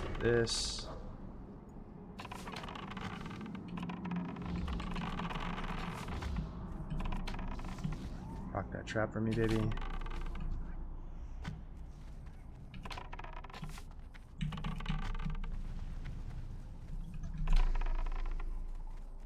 Take him for a walk.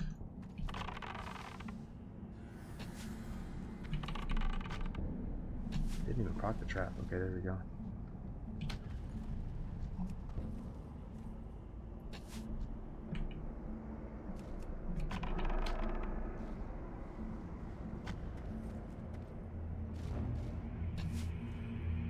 Sword is from this boss? Yeah, with the barber's blade. Drop a green, drop a green, drop a green.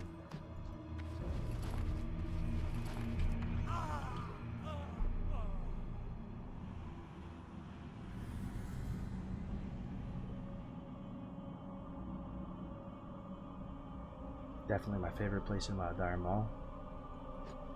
Oh, good to see you, Jay Tillo. I saw the Boca host earlier. I didn't know you streamed, man. I'll be tuning in, bro. I want to know all the Deviate Delight streamers. Just like on Blood Sale Days with Hardcore. We gotta support each other and host each other, raid each other, invest in like a new wave of streamers, you know?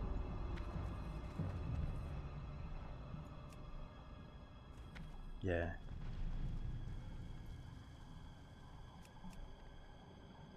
I couldn't be happier at the moment with this project and how everything is going.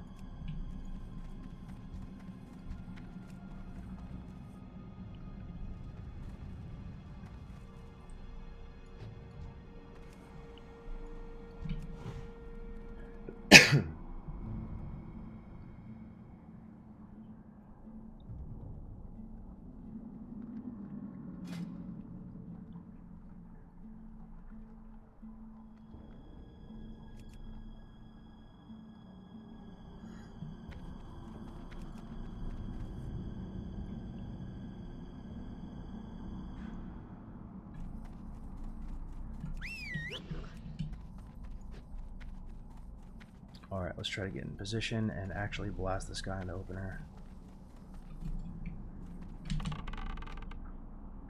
Much better.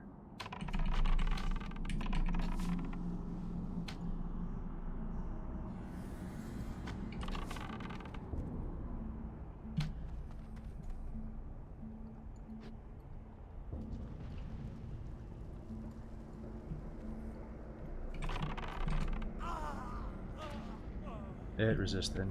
Okay. That's okay. Oh, the mage is on my wolf though. That's so bad. Yeah, we just gotta reset. It's okay. Go here. Go here. Holy shit, bro. Okay, the pathing's looking good. They're going that way. Oh yeah, easy.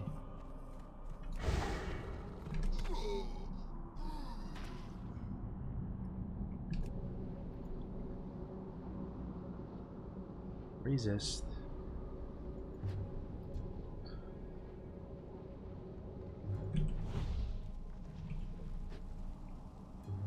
Will you be creating an alt? I'm not sure. I'm conflicted on it. Like, I want to. A part of me wants to and level a warrior next so I can tank stuff for the boys and all that. But at the same time, I have my actual name.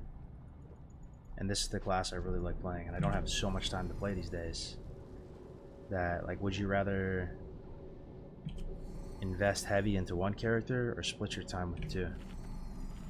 There's stuff I can do. There's always stuff to do in vanilla. You can just be making gold. You can be farming, just pressing your buttons. There's always stuff you can do. I could rank on this guy. Go all the way to 14 maybe.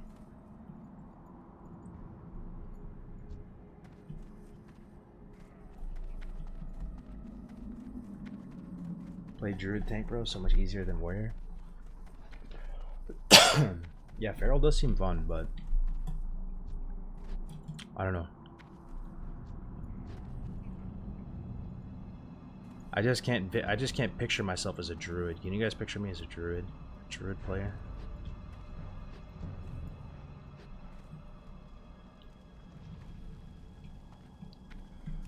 I feel like it's just not me. I didn't know bro was ripped. What the fuck? What's up, Ramlaw? Thanks, man. I appreciate that. Alright, let's try this again. Yo, wait, dude, when did you stop looking like a virgin? Yo, ouch, bro. Ouch. But yeah, I was pretty washed. I was like 240 before, man. And I had way less muscle. Now I'm like 179.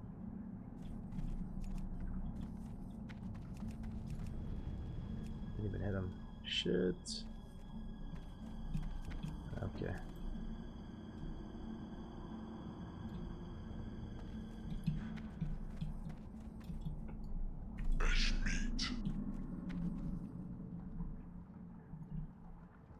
It's a little bit scuffed. Okay.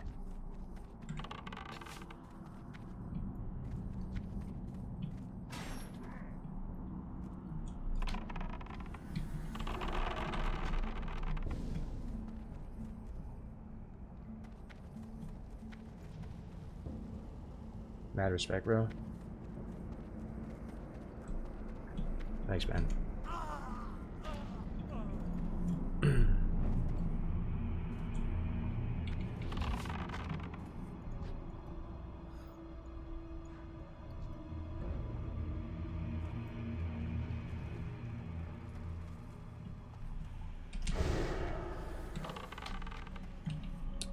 Holy shit, that's so annoying. Every time I pop rapid fire in Devil's Eye, it puts like, even if I'm super far away, it puts a crazy amount of threat on the table, like more than a Furious Howl. I don't understand. And the guy starts walking back towards me. So like I lose my massive damage window.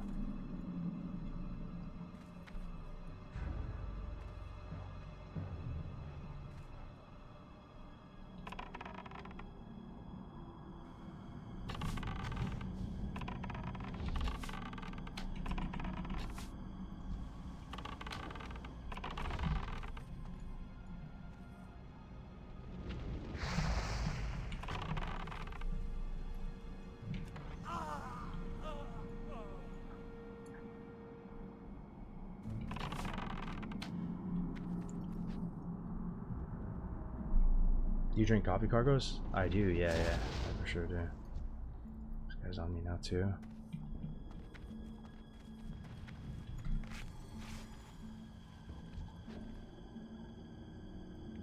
Tribute runs are fun, am I right? They are fun, and it's just so good, man. It's so worth it financially.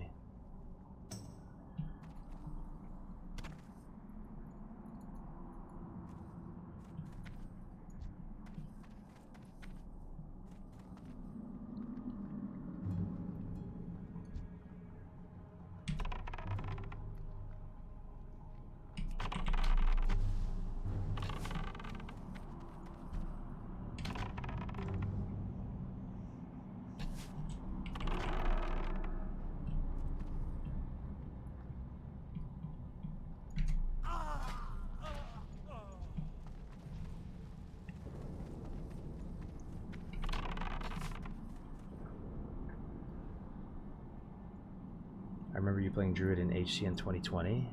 Yeah?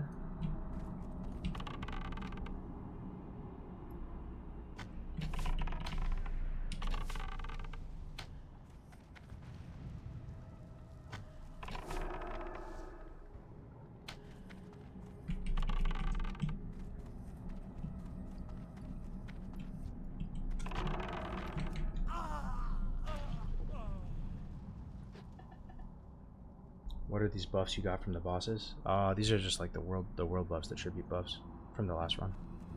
Okay, watch. Devil's Sorai is gonna turn him around. Watch. Okay, it didn't do it that time.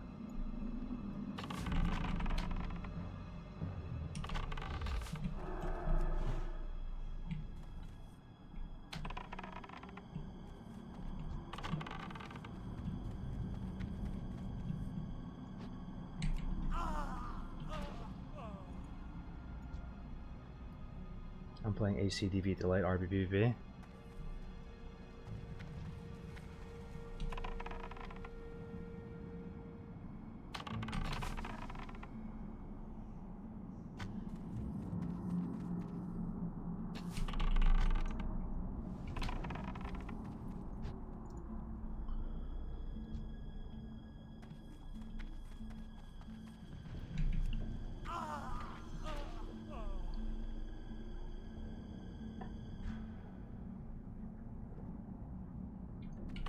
Yeah, boys, if you have any questions about vanilla, this project, life, fitness, ask away, man. I'm an open book. I like answering questions, keeps the stream kind of flowing.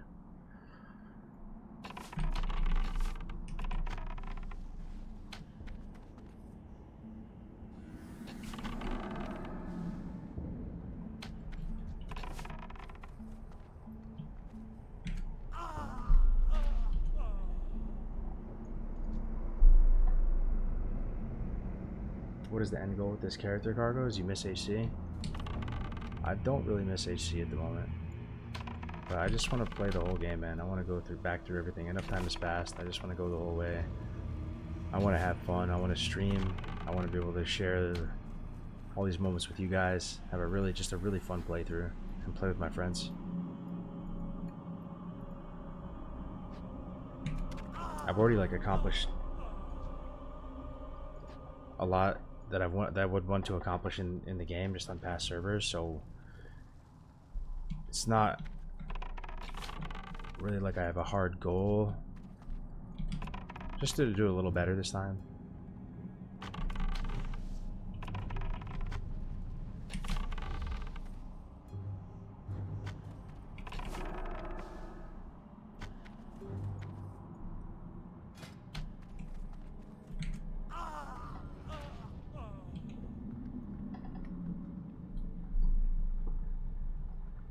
How many Murlocs do you need to kill to beat Classic WoW? Oh shit.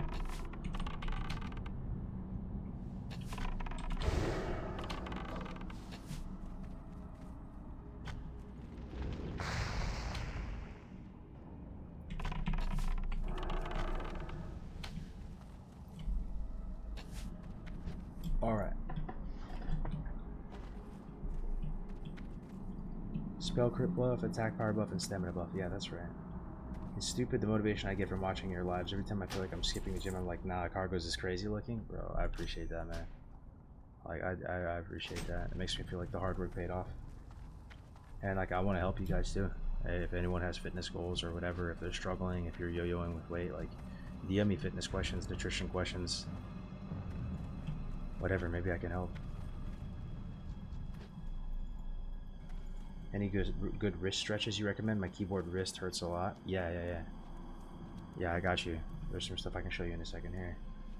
How do you find a good balance between fitness and WoW? Yeah, I can go into that too. Actually, one thing you can do, if you have wrist pain, or if you get that stuff in your what do you call it, like your elbow. For me, I get some tennis elbow, or I get it in the back of the shoulders, or if anything feels messed up, crunchy, whatever it is, what you can do. I remember I went to a PT one time because I had really bad tennis elbow. I had like almost carpal tunnel in my wrist. I was playing a lot of WoW at the same time too, and I was playing tennis. It was like senior year. Tennis is really hard on you, And he made me stand up against the wall. And he made me just reach up and touch the wall, like just facing the wall. And reach up as far as you can, almost so everything is kind of like flexed, right? And you touch the wall like this, and you hold it. You kind of tense your muscles, right? You feel like the blood and the tingles kind of rushing, right? And then you slowly move your hands down like this. Slowly. And you start to feel this like rush, or even slower than that, way slower. I just don't want it to be cringe on stream. And you go down, and by the time you get down, you feel like some blood flow in your hands.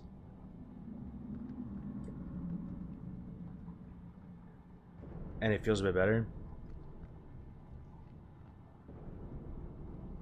There's one other one I'm trying to remember. Honestly, just try that. Just try that and do more repetitions of it. Honestly, reach up again and hold it until it almost like kind of sucks. Like the top of your shoulders are definitely feeling it.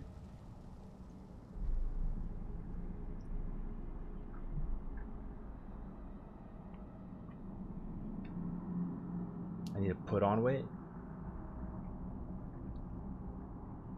I have tennis elbows, trucker's elbows, same things. Eventually just went away. The Theraguns too, they help with that stuff. Anybody have a Theragun in the chat? Any tips for lowering that nighttime snacking urge, Cargos? Yeah, man. Like you honestly, you got to get these high protein, low net carb snacks, Matt, because those are going to be a game changer for you.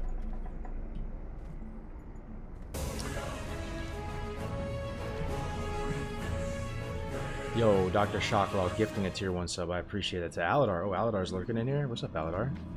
You at work right now, bro? Yo, thank you for the gifted tier 1. But yeah, those are a game changer. Keep like high protein, ready to drink stuff in your fridge. Protein bars, shakes, whatever does it for you. Protein chips.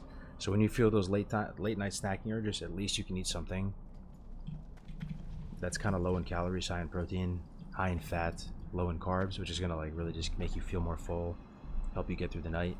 There's other things you can do too. I mean, you can have like some broth if that helps you, or some tea if that helps you. But for me, when I get those nighttime hunger cravings, I'm gonna have to eat something for the most part. It's really tough to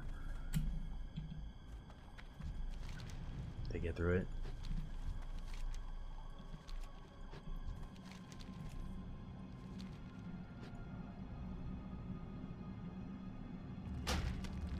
Sliced cucumber with some garlic.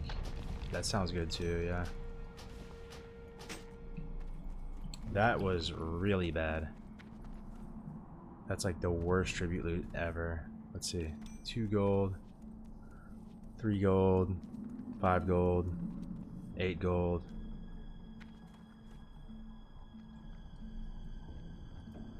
$10 gold. I mean, we got some major manas, which is nice. Those sell for a lot.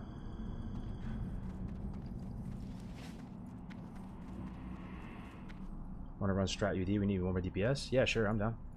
Anybody, let's get it. We have summons too? Oh, baby. Nasty. Thank you, Boosty.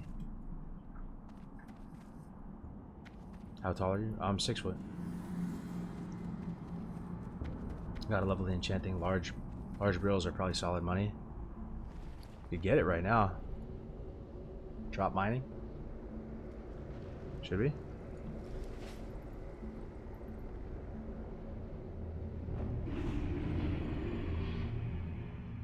No one's buying them? Glory to the Horde. Blood and thunder!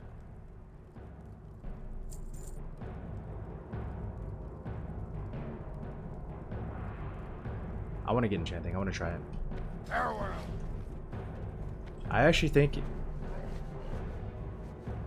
the majority of my money from enchanting is going to be through the stream. Call me crazy. We'll see what happens. But I talked about this earlier on stream.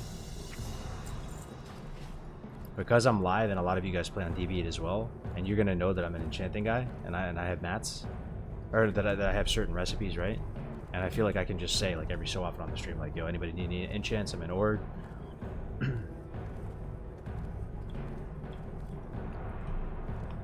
I feel like that could be crazy.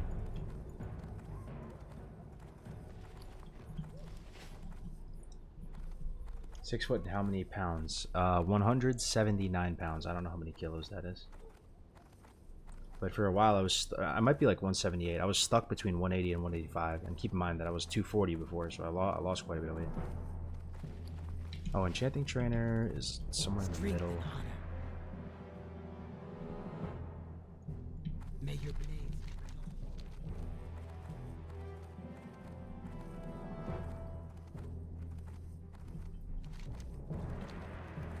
Oh yeah, it's right here. Goodbye mining. 196. Goodbye. Didn't even get to thorium. What do you need? May your blades never dull. I'm 6'4", 165. I need to put on more weight. Yeah, that is skinny, bro. Large brill.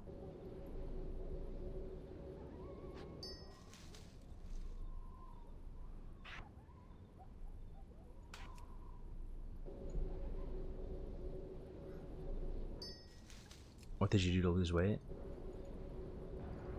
Fasted. That's what I attribute most of it to. I'd even go on like 3-day fast sometimes. Just water, Diet Coke, tea. Then I did a lot of OMAD as well. 1 meal a day.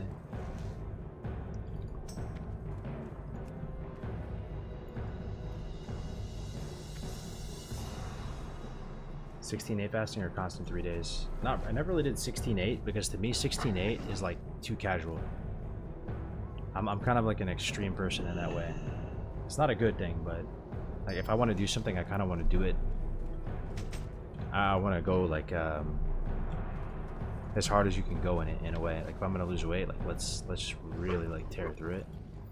Which maybe isn't the best strategy in weight loss, to be honest, because the faster you lose it, the easier it is to put it back on. But it worked out for me. So instead of 16/8 is like almost too casual. That means you're basically eating in an 8-hour window and you're eating 2 meals a day. That barely feels like fasting to me. If I was gonna eat 2 meals a day, I would try to keep it within like a 4-hour window. So I'd eat it like maybe 2 and then again at 5 or 6.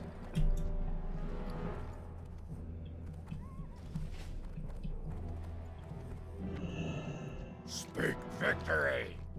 Bro turned into Sony. Alright, let's see what we can DE in here.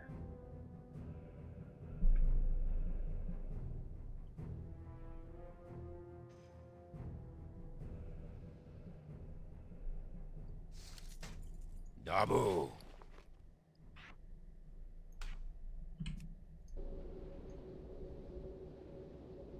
What do you eat after fasts? If it's just a normal, because I fast every day, like I have one meal a day, but let's say it's a 3-day water fast. If it's a 3-day water fast, you have to basically prepare for the refeed, because it's actually dangerous to, after a fast. If you eat too much, like you can almost die. They call it like refeeding syndrome. So what you have to do, if you're coming off the back end of a 3-day fast, is you eat bland foods first. Like you basically eat vegetables first. You chew a lot. Your digestive system is kind of like shut down because it just went like 3 days without eating anything. So it's like you're warming it back up again. You can sip some broth, have some vegetables, ease yourself back into it. And that'll also help you from not like overeating and like binging because you're so hungry.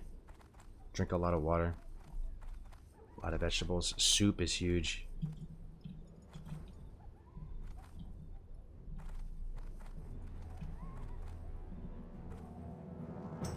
I just can't believe your transformation last time I was watching before TBC Classic launch. You looked a whole lot different.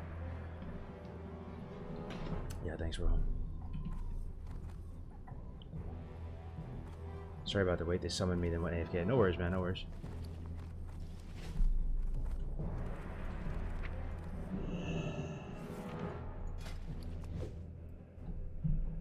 how do you have energy to work out? It's because basically your fat on your body is a really good source of energy for your brain and for your body. It's like pure. Think about going to the gas station and getting the best gasoline. You know, the not the 85, like the 91. It's a really like clean burning energy that's good for your brain. So the trick by fasting is you're getting your body to switch from the carbs that it's storing in short term, like the glycogen, the glucose in your body. You want to drain all of that out of your body.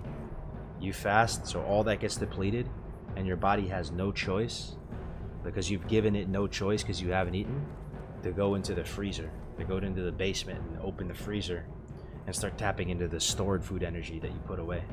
You know, the deer you killed last year, and it's whatever's in there. And once your body finally starts tapping into that stored food energy, it takes a while. It can take 2 days, 3 days, 4 days to finally get into that like ketogenic state. But once you do finally get there, it feels good. It's kind of euphoric in a way. You get kind of like a rush, like you don't really feel that hungry because your body is eating really like you're eating your own body, your food stores. You actually get a surge of energy. A lot of people can't sleep at night because they have too much energy.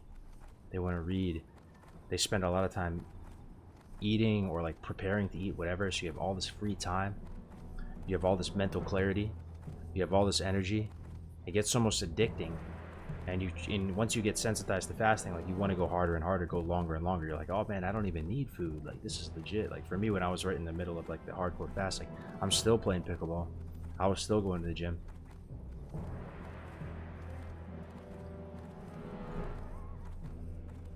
How do you keep your body from feeding on your muscle? Honestly, bro, you just take that L.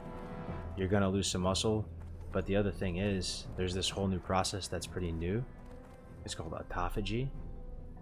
And autophagy means something in Latin or Greek or one of those ancient languages. It means like autophagy. It's like your body's recycling. It's like a new type of process. Like within the last 10 years, it's gotten really popular. People are winning like Nobel Peace Prizes, like doing studies on it. But basically,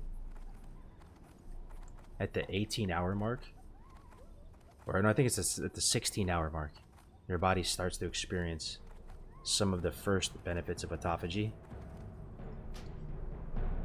And what it is your body starts breaking down protein or whatever is like either damaged or unused or non-functional cells or whatever. It starts breaking that stuff down, and it's able to replenish and restore and like make all types of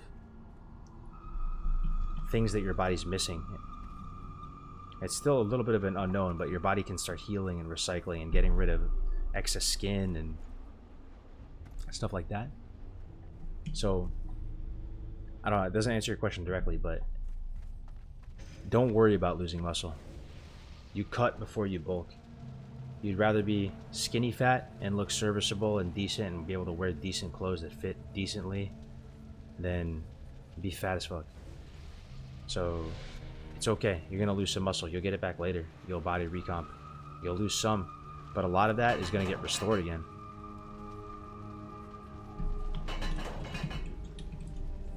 You know, you just don't even worry about it. Don't let that, you know, don't mess up the fast, you know. Trust in your body. Trust in your body's ability to tap into stored food energy. And another thing you can do actually to prevent your body from eating a lot of muscle is you can keep working out. You train in a fasted state. Yeah, it can be a little painful at times. Don't expect to make any like strength gains really, unless you're like really. You still could though. Like if you're just kind of a noob at lifting and you go and you're getting into it, you can still make some strength gains and stuff. But just know that you're totally safe. You're okay if you're fasting. You're not in any danger.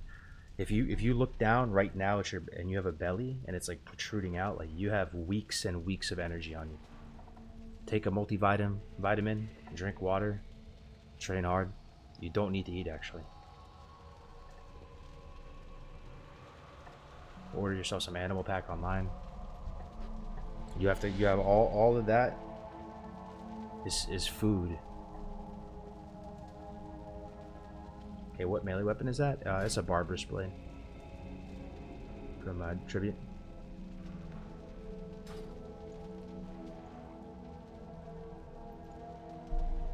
Where does the fat come off first, or is it different for everyone? Generally speaking, the fat comes off like in reverse order of how it came on. So for most people, the last place where you're gonna lose your fat is your love handles in your midsection, unfortunately. And that's why if you're trying to get that V taper, you have to, you have to go down to low body fat, because to get rid of the love handles, it's like the last thing that goes. But people carry fat differently, Yeah, face first, I would agree with that. Generally, right?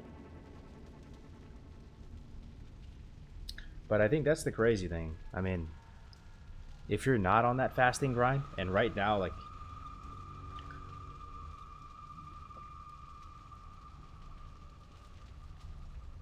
I eat kind of frequently. Like, I honestly, some days I eat 2 meals a day. It's not all OMAD. Right now, the concept of fasting for 3 days does seem very painful, even to me right now, and I've done it like a ton of times. You kind of just have to like get into it and get into that wavelength, and then it becomes easy once you're in that world. But you just have to like realize you're totally safe not eating anything. Someone like my dad or my mom, they swear to me, oh, I could never fast. Like, I get so grumpy. I get like in a bad mood. Oh, my energy levels are just horrible. Like, you just have to push through. Yeah, I'm stepping out. Did you ever struggle with headaches while fasting? Me personally, not really, but I know that that's a very common thing, that people get headaches while fasting. You just have to push through, man. Your body's getting used to it. Your body's getting used to it. It's gonna take some time. Drink water and multivitamin. But a lot of people, they feel a little bit of hunger pain, and they think, oh, there's no way I could do it. Fasting is not for me. You gotta push through, man.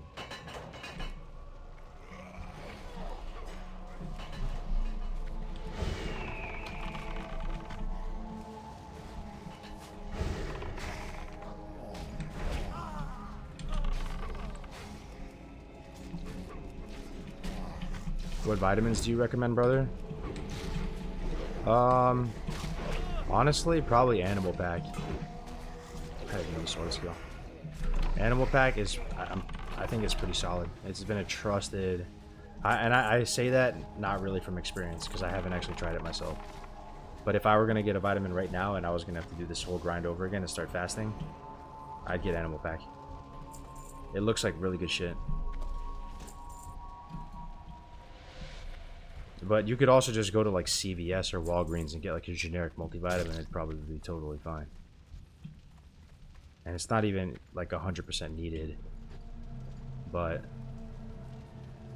I do think if you're going like a long amount of time without eating, like even like a week-long fast, stuff like that, your body can get deficient in some minerals and vitamins and stuff like that. So it can't hurt.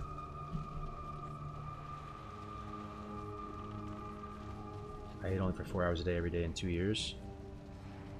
Yeah.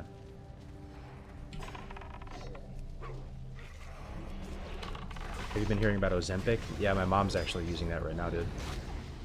And I'm happy. I think it's the right move. She's not gonna lose weight without it. She's not like huge or anything, but she definitely could lose some. And they don't, if they don't believe you about fasting, if they don't, some people are stubborn, For them, that's the way.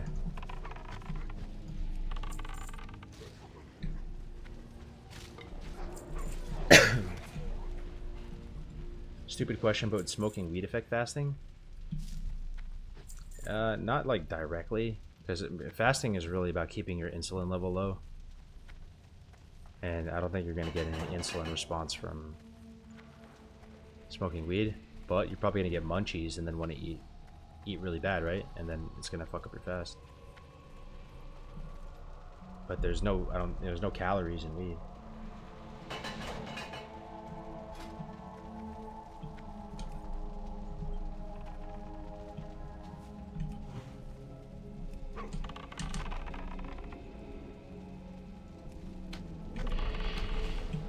I'll try to line it, my bad. I can't even go in there.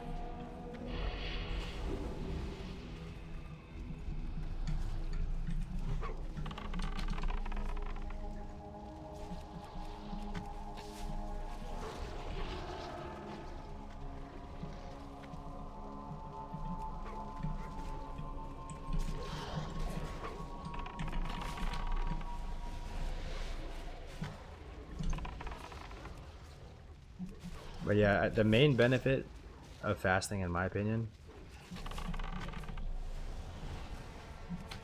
is the main benefit of fasting is it eliminates user error. Especially if you're doing OMAD and you eat once a day. It makes it so it gives you less opportunities to mess up, and it's like super clear what you need to do.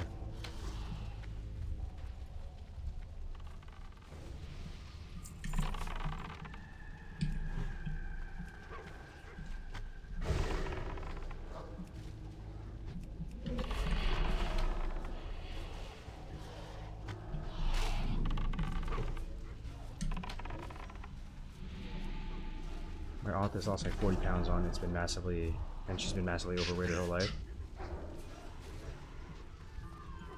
Yeah, the only thing is, man,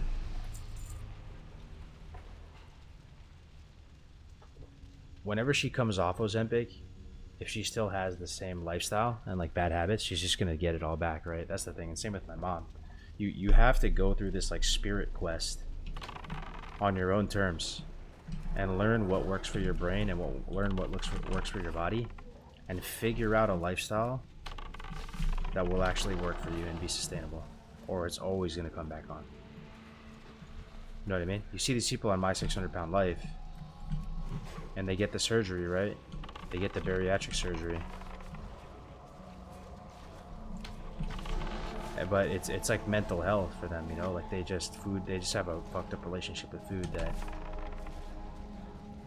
even despite medical intervention, they somehow find a way to put it all back on again. And the success rate's actually really low.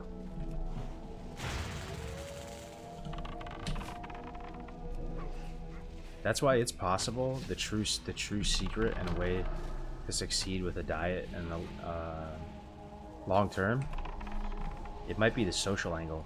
It honestly might be friends and community. If your friends and community, that's what they do, they're all about fitness and nutrition. We're social creatures, like as humans, and you want to fit in, you want to have good rapport with your friends, and you know the expression like you're the function of the 5 closest people that you spend time with or whatever. That might be the best way, honestly, to maintain it long term.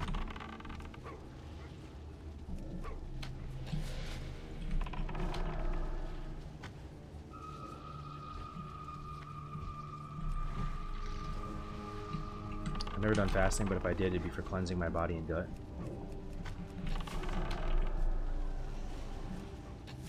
Yeah, you might want to try like a juice fast too.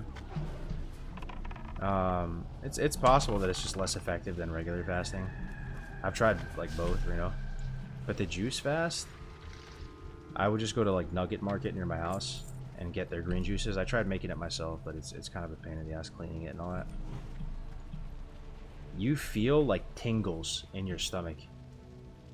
You feel like your gut is changing. Like this, you feel some weird feelings, I'm telling you. And like, so you're fasting, right? And you just have, let's say, 2 green shakes a day. That's it. And we're not talking like a super sugary one with like tons of pineapple and stuff. Like it's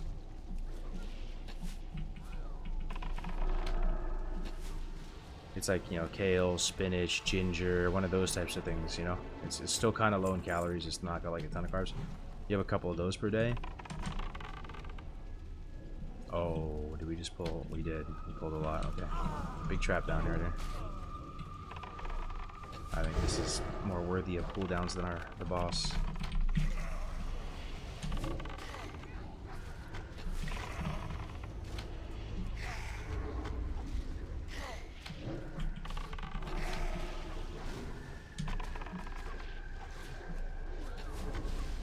There's no way a juice fast can be healthy?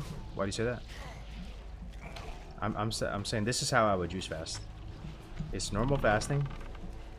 Like, you're not eating, you're not just drinking juice constantly throughout the day. What you would do is you would essentially do OMAD, but your one meal a day, maybe not OMAD. If I had to juice fast right now, it would probably be 3 juices. I'd have one at like noon. I'd have one at like 3, and I'd have one at like 6 p.m. And each one of the juices might be like 250 calories or something like that. And they hold you over longer than you think. They actually provide a lot of satiety. You feel more full than you would think just drinking like this thing of juice. I was surprised. It's, even though you're only consuming like 750 calories and it's juice, it's way less painful than just a straight up complete fast, like having 0 calories. Like, way less painful.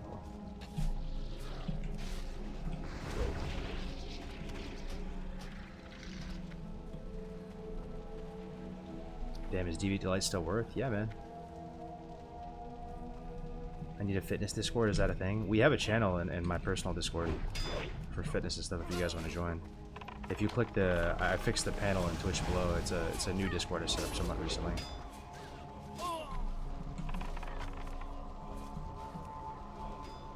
Deviate Delight is popping off. Yup. Best time to start on DD was yesterday. Facts. What's the longest you fasted? About a week.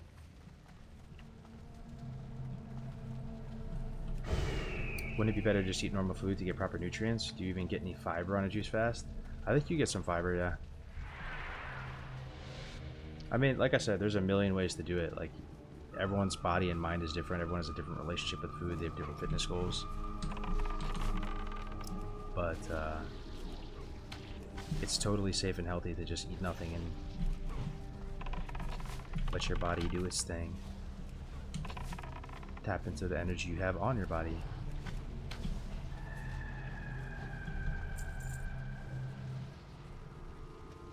Before I moved, I used to make a green smoothie every week for each day. Kale, spinach, carrots, etc., and that alone helped me with digestion and health. Yeah. Fasting is, yeah, surprisingly easy. It's a skill though, right? Fasting is actually a trained skill. You get better at it over time, and it becomes easier to do the more you do it.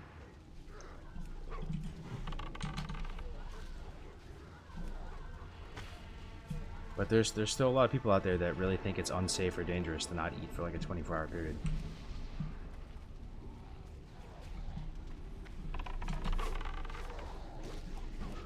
Let alone a week. Go tell your parents right now. Call your parents or talk to them tomorrow and tell mom. Say, Mom. Hey, Mom. Hey, Ma. Guess what I'm doing? I'm not going to eat for the next week. What is your mom going to tell you? You go, hey, Mom, I'm not eating for the next week. She's going to think you're crazy. She's like, why would you do that? You look fine, son. Like, that's unhealthy. That's unsafe.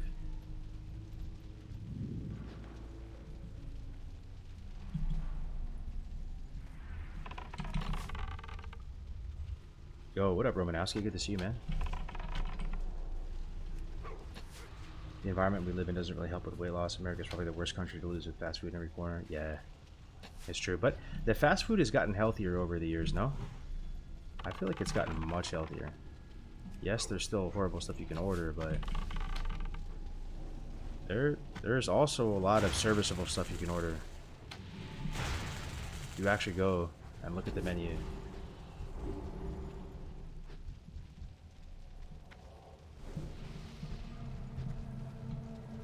Like Chick-fil-A, you can eat healthy. Pollo Loco, you can eat healthy. You can eat healthy at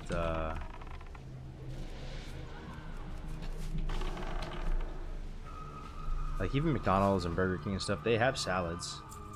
I'm pretty sure they all have salads, and you can get it with like grilled chicken instead of breaded.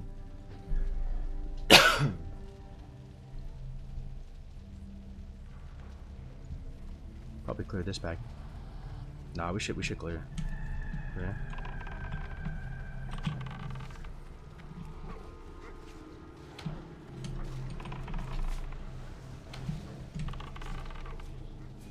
Chipotle? I had Chipotle today. Yeah, Chipotle is awesome for sure.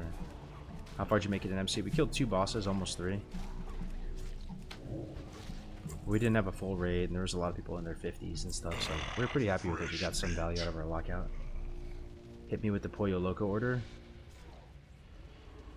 Pollo Loco. You get the family meal. It's the same thing with Panda. Family meal is always like the best value. Panda, grilled chicken, and the Power Green blend.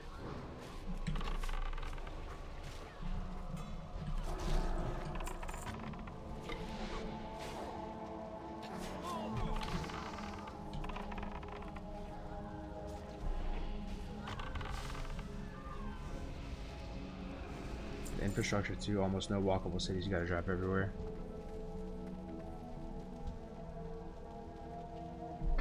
Just one question, and if you've been asked before, it's not intended. Natty or not? No, 100% Natty, Romaneski. 100%, bro. I'm too scared to do that stuff. Too scary.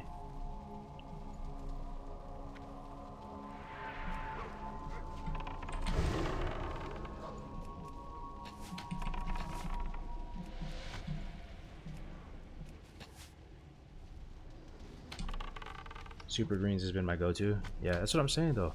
Panda's good. Panda's really good. Really good value, like insane value.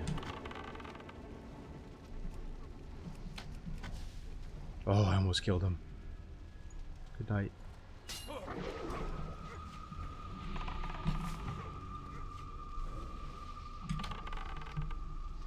Yo, Plump Rump was good, baby.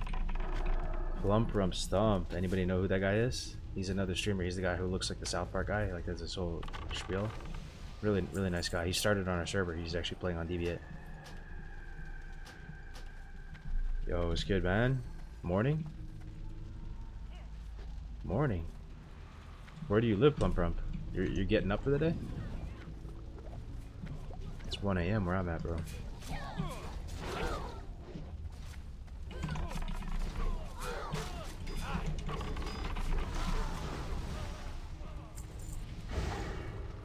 NYC? Oh, you live in NYC, Plump Rump? You know I'm a New Yorker too, man. That's wild, bro. I used to live up by like 86 and Lex in Upper East Side. I was off York Ave though. It was over by like the East River. Lived in Yonkers, the Bronx. Grew up in Westchester County though. Brooklyn? Hell yeah.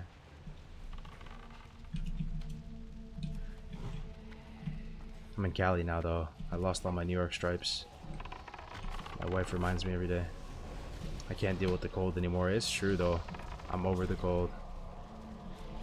You can't wear stringer tank tops and booty shorts in the cold.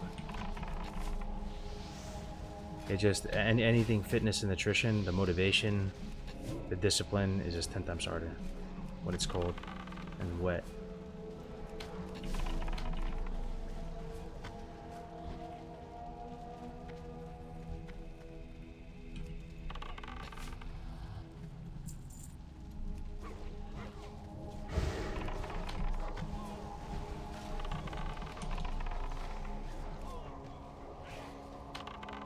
Got a good friend who moved to Cali from NY. He tells me Cali is better.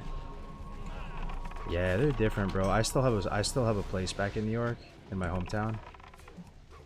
It's different. It's different. I do think California is a bit like yuppier and a bit bougier than New York. New York has like big blue collar energy. Nothing wrong with it. I think it's cool. It's refreshing. People are a bit grimier, a bit grittier, a bit grumpier. They move faster, which I love. They move with a sense of urgency. California people are lost in the sauce, man. They just don't look both ways when they cross the street. They drive everywhere. Everything is drive-through. They go to a mall and they need to go to store A. They go to store A, and instead of walking to store B, they drive their car 2 feet to store B. The roads are nicer though. Landscaping is immaculate.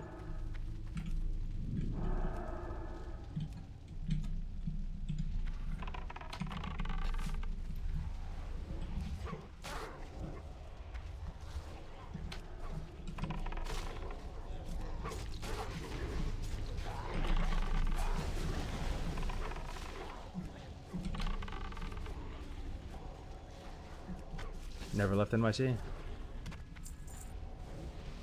Gotta rock the Hoochie Mama shorts.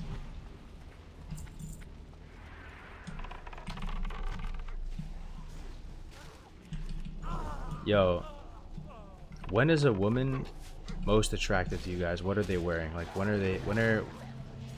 It's kind of a weird question. But is it when women are in athletic wear? Is it when they're in, like, formal wear? When is it when they're on their executive shit and like one of those like pantsuits? Like when are they at like maximum hotness for you guys? Generally speaking. Sundress? Oh, I didn't think of that too. Yeah, okay, I feel you on that a bit. I feel you. Nice dainty sundress. Sundresses too or something. Yeah.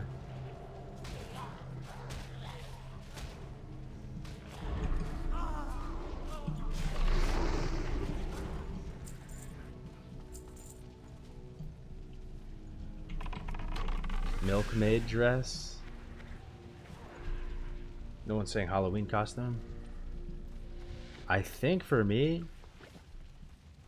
it's athletic wear. Maybe that's changed though over time. Like I don't know. Actually, I don't know. Slim fit black dress. You know, like when I was a New Yorker, and I was in my 20s. You know, or even when I was in college, that was the thing. Like girls would have their little like tight black dress. You know, but I don't know anymore, man. I don't. I think it's athletic wear now.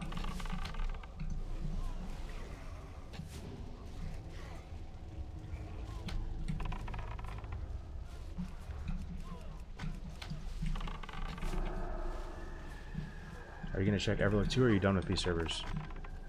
No, man. I'll play some Everlook. I'm actually not anti-private server. I like. I always want to remember that we came from private servers. That's where this all started. So we shouldn't like forsake it. And that might be where we end up too. You never know what Blizzard's gonna do with the game. And I like that in a worst case scenario. We can always go back, fire up the old Brotalnia Lights Hope repack, go play on that 112 client. Everyone knows how to deploy a private server on it. No matter what they do to the game, the community has the ability to go run that kind of private server.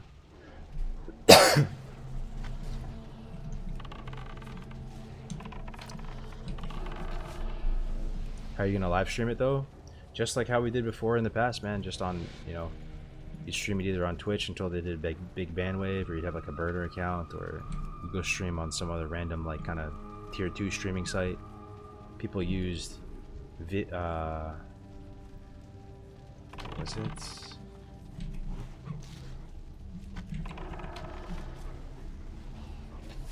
I'm trying to remember the site's names now.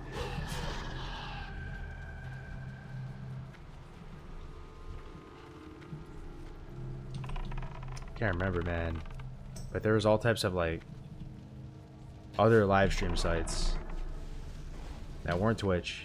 You couldn't have nearly as much viewers on it, but you could still stream.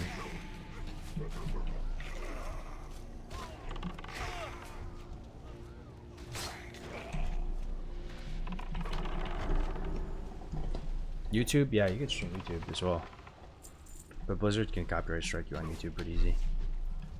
Happened to me before.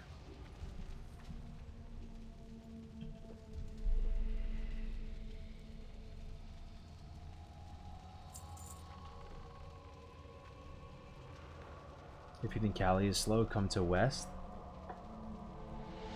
Come to West, the Midwest.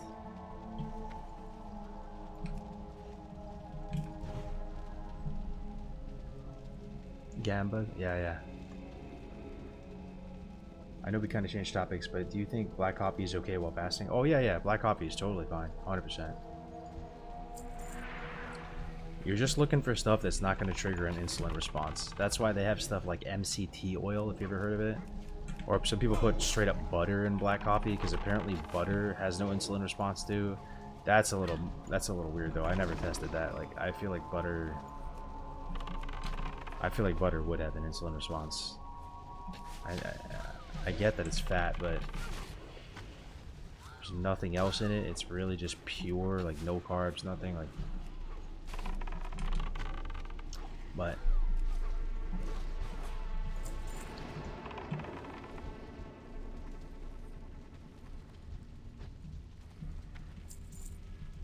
yeah, black coffee is a godsend when you're fasting.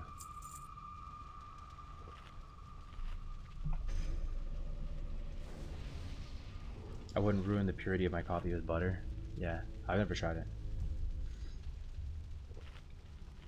Bulletproof coffee, I've heard of that.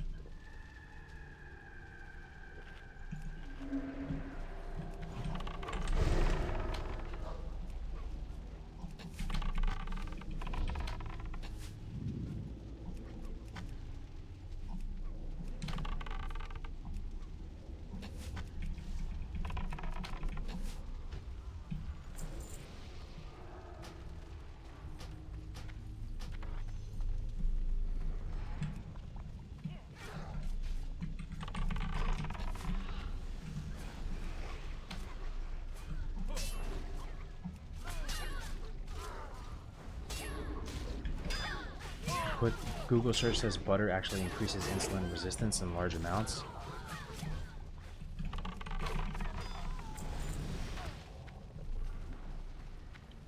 Yo, Cargos, I've been doing a spoon of peanut butter instead of snacking on junk food. It's been helping. Thanks for the advice a while back.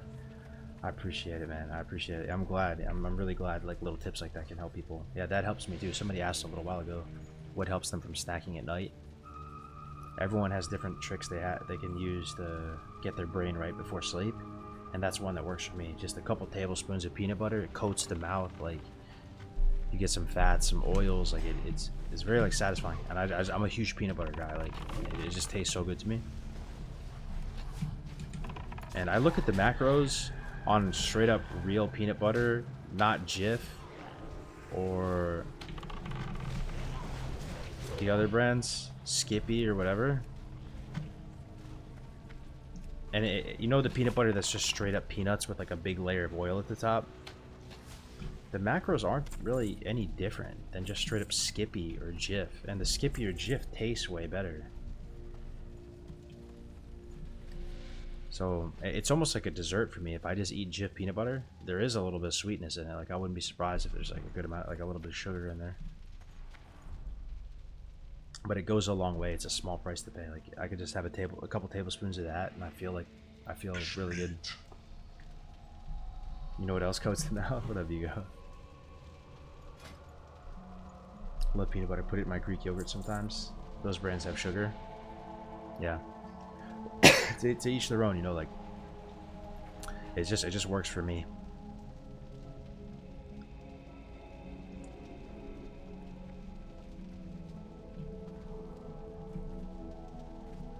Almost all my digestive issues are gone. Also crazy. I've recently started eating mostly meat and some veggies, eggs in the last 2.5 months. I'm down 40 pounds. Processed sugar is the devil. Yo, congrats, man. 40 pounds? In 2.5 months, 40 pounds? Insane, bro. Congrats. You're going hard right now. Keep it up. That's what I'm saying. We talked about it the other day. Like, if you had to just... There's so much different fitness and nutrition advice. Everyone's body and brain is different. There's so much to unpack there. You can get as scientific and min-max as you want. But if you just had to summarize it in a nutshell, like just general good advice, is just straight up eat meat and vegetables. Eat meat and vegetables and exercise every day. Just eat primarily meat and vegetables. Go low carb. Spam meat and vegetables. Get exercise, whatever you want to do.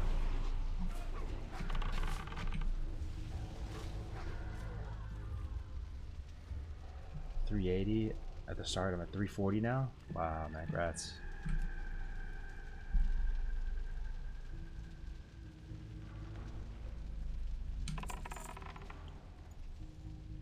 It's funny hearing everyone try to lose weight. I'm doing distance running and trying my best to put weight on. Stuff's hard. Yeah, I think most of us wish we had that problem, man. That's awesome, though. It's a superpower. You got a good metabolism. Tofu? Yeah, actually, I've been sleeping on tofu. I was never really a huge fan of it. But recently, they have this kind of almost fried tofu they put in salads that's quite good. And that's one of my go-tos. There's a place near me that has like this tofu salad. And I just add chicken to it, and it has these tofu chunks in it that are kind of like a meat substitute as well. It's really good.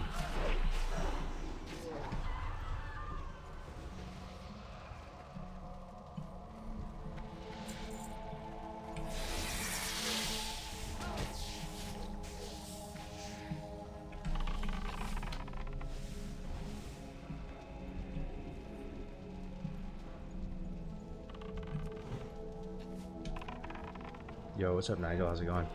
Yo, sorry again, guys, if I'm a little low energy. I am getting a bit sleepy here. I think I have to call it after this. I'm a little sleepy. You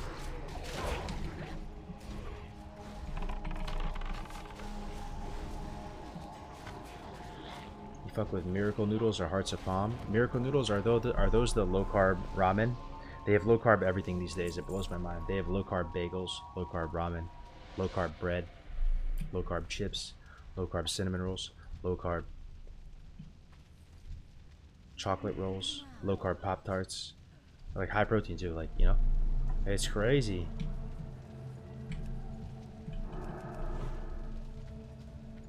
All the degen foods, they have low, you know, high protein, low carb boba and stuff now too.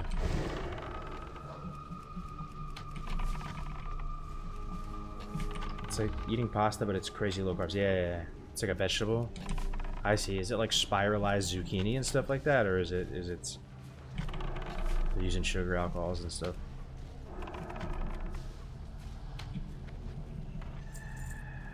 Oh, shirataki. I've heard about that. Mm-hmm. Well, that's a really good item. Crimson felt hat.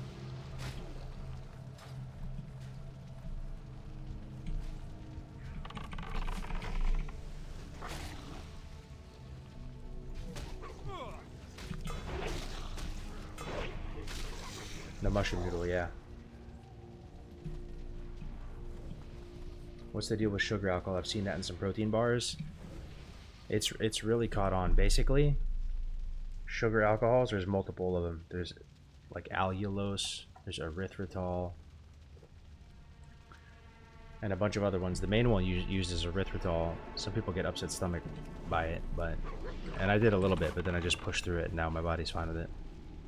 But basically, it's a carbohydrate, but it gives no insulin response, and your body can't use it for anything, so it just passes through your system. So it's not fiber. It's a carbohydrate, and it's not fiber, but you still reduce it from the carb count to get to like your net carbs, you know? So if something has 20 grams carbs, 10 grams fiber, 5 grams erythritol, it's only 5 grams net carbs. So no insulin response, and it doesn't count as a calorie because your body can't use it for energy. So it's basically free. So they put that in that's like the key for a lot of these high protein snacks now.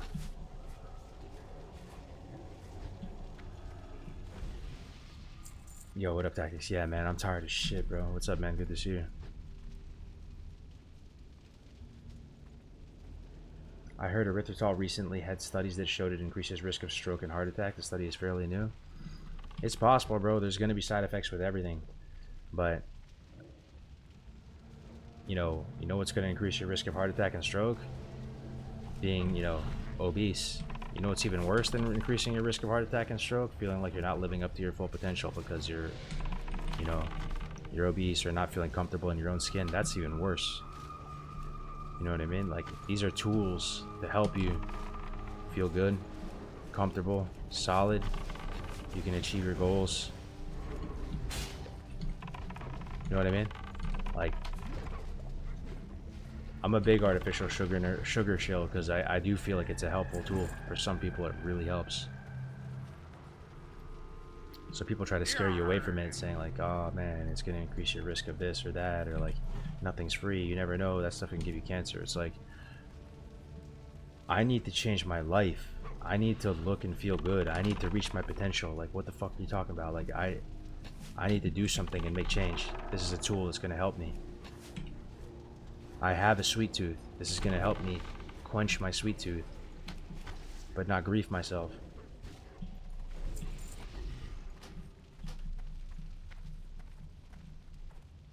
Do artificial preservatives and low-fat foods bother you? Artificial preservatives and low-fat foods bother you? I'm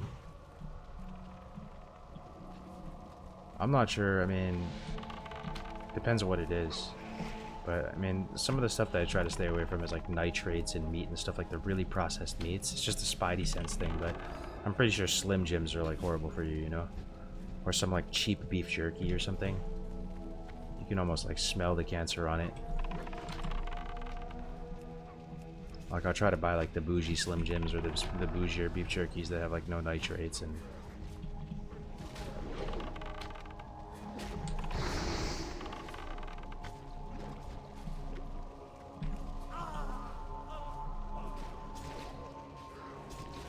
Yeah, we did tactics. We killed 2 bosses, almost 3. We're pretty happy with it. And, you know, we were missing a bunch of people. We only had like 28 or 30 people in the raid. And a bunch of people were in their 50s, just got attuned. Scuffed gear. We had no comms, no Discord, nothing. It was just Graze and I on stream. So we got some stuff done. We killed a bunch of trash. We got some BOEs to drop. Like Giant Stalker Bracers dropped. We killed Gehennis. We killed Lucy. If we had a little more time, we could have killed Magmadar too. So we only had 1 trank shot. This is the first week.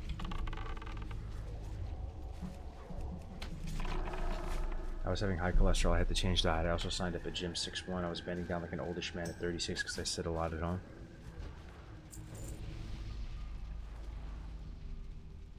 I just eat a few berries if I crave sweet, but to be honest, since I began eating like this, meat and veggies, I rarely crave sweets. I crave sweets a lot more when I was eating junk and higher carbs. Yeah. That is true too. And I didn't know this. This is a new finding for me, is that, you know, all fruits aren't created equal, guys. I mean, maybe it seems obvious to you guys, but I thought all fruits were just sweetened with fructose. You know, it's a fruit. Not all fruits, pretty sure, are sweetened with the same thing, weirdly. And some fruits are... like, I don't know, not all fruits are created equal. And I remember I was watching this bodybuilding podcast and it was all about berries and how berries are actually kind of low net carb. To me, a fruit's just a giant carb, but I didn't know that.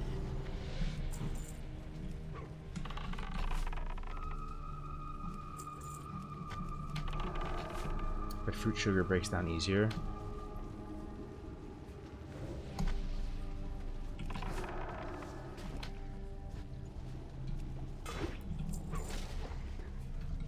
Maybe. I remember people were saying stay away from fructose back in the day because it's metabolized as a fat or something. That could all be capped though, I don't know. I mean, fruit has some fiber in it. But to me it's like fiber and carbs.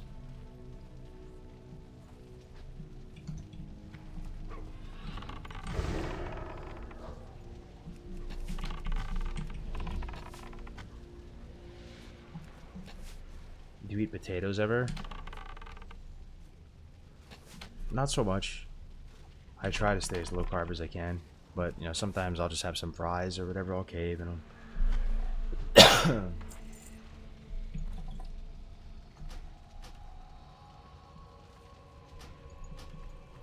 But I generally try to never eat like a pure carb. Is how I do it. Like, I'm not at the point where I'm literally keto, where I'm keeping net carbs under 40 or something. I feel like that's almost like impossible. Oh my god, I forgot about this.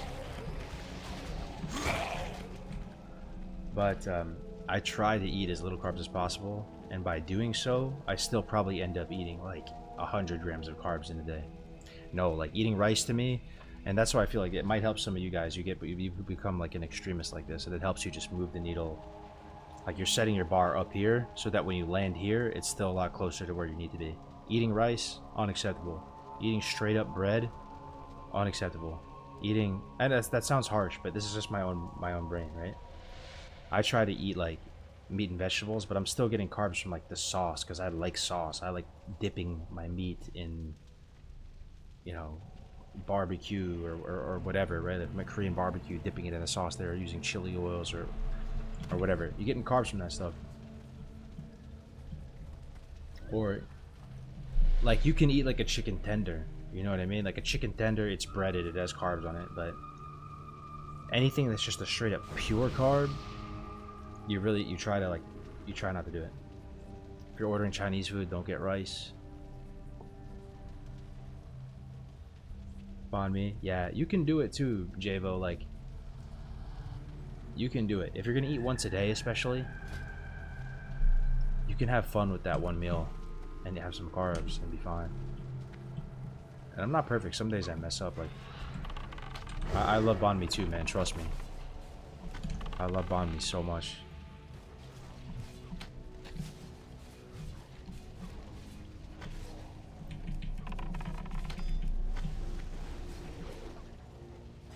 I don't know if that's hitting with anyone, but like in the pursuit of eating zero carbs, you'll just basically eat a lower carb diet because there's carbs in like everything. You know, you have milk in your coffee. There's probably 6 grams of carbs in that. You have soup with like, you know, beef ball soup or something that seems really clean. You get some carbs from like the sriracha or whatever.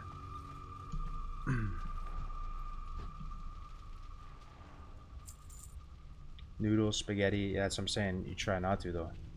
You try not to eat noodles or spaghetti or something that's just a straight up like carbohydrate. Get a vegetable dish or something in sauce. How do you feel about sprouted breads? Is that like Ezekiel breads and stuff like that with like seeds and nuts and all types of stuff in it? I love them. They taste amazing. I'm like, I love that, like almost that thick chew with those breads. Yeah, really good, really tasty. I mean, absolutely delicious. You know, some avocado toast or something on one of those things, or even just some butter on it. S tier.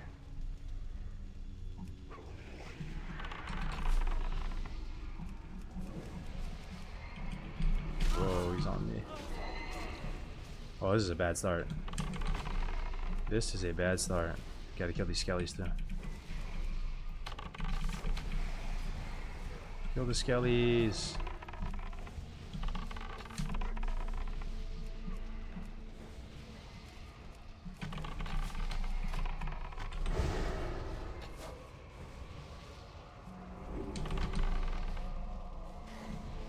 I got you. No life, don't die, bro. Oh, priest dead.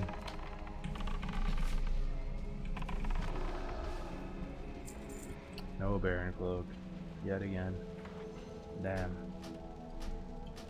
What a shame.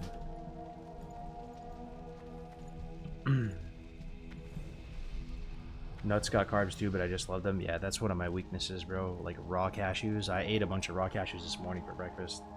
I'm not even gonna front. Couldn't help myself. My mom like gave me a huge bag from Costco. You know those cashews that are almost they have a totally different like texture and mouthfeel to them than eating like a honey nut roasted cashew or even just a salted cashew. The raw ones is really good. We did 2 bosses tactics. We did Gehennis and Lucy. And we got a pull on Magmadar. We almost killed him. But people had to go. Are carbs good for people trying to put on weight though? Oh yeah, of course. Of course, man. Of course. 100%. Banana smoothie protein powder is tasty. Sell with some low-fat milk. Which brand, Vamps?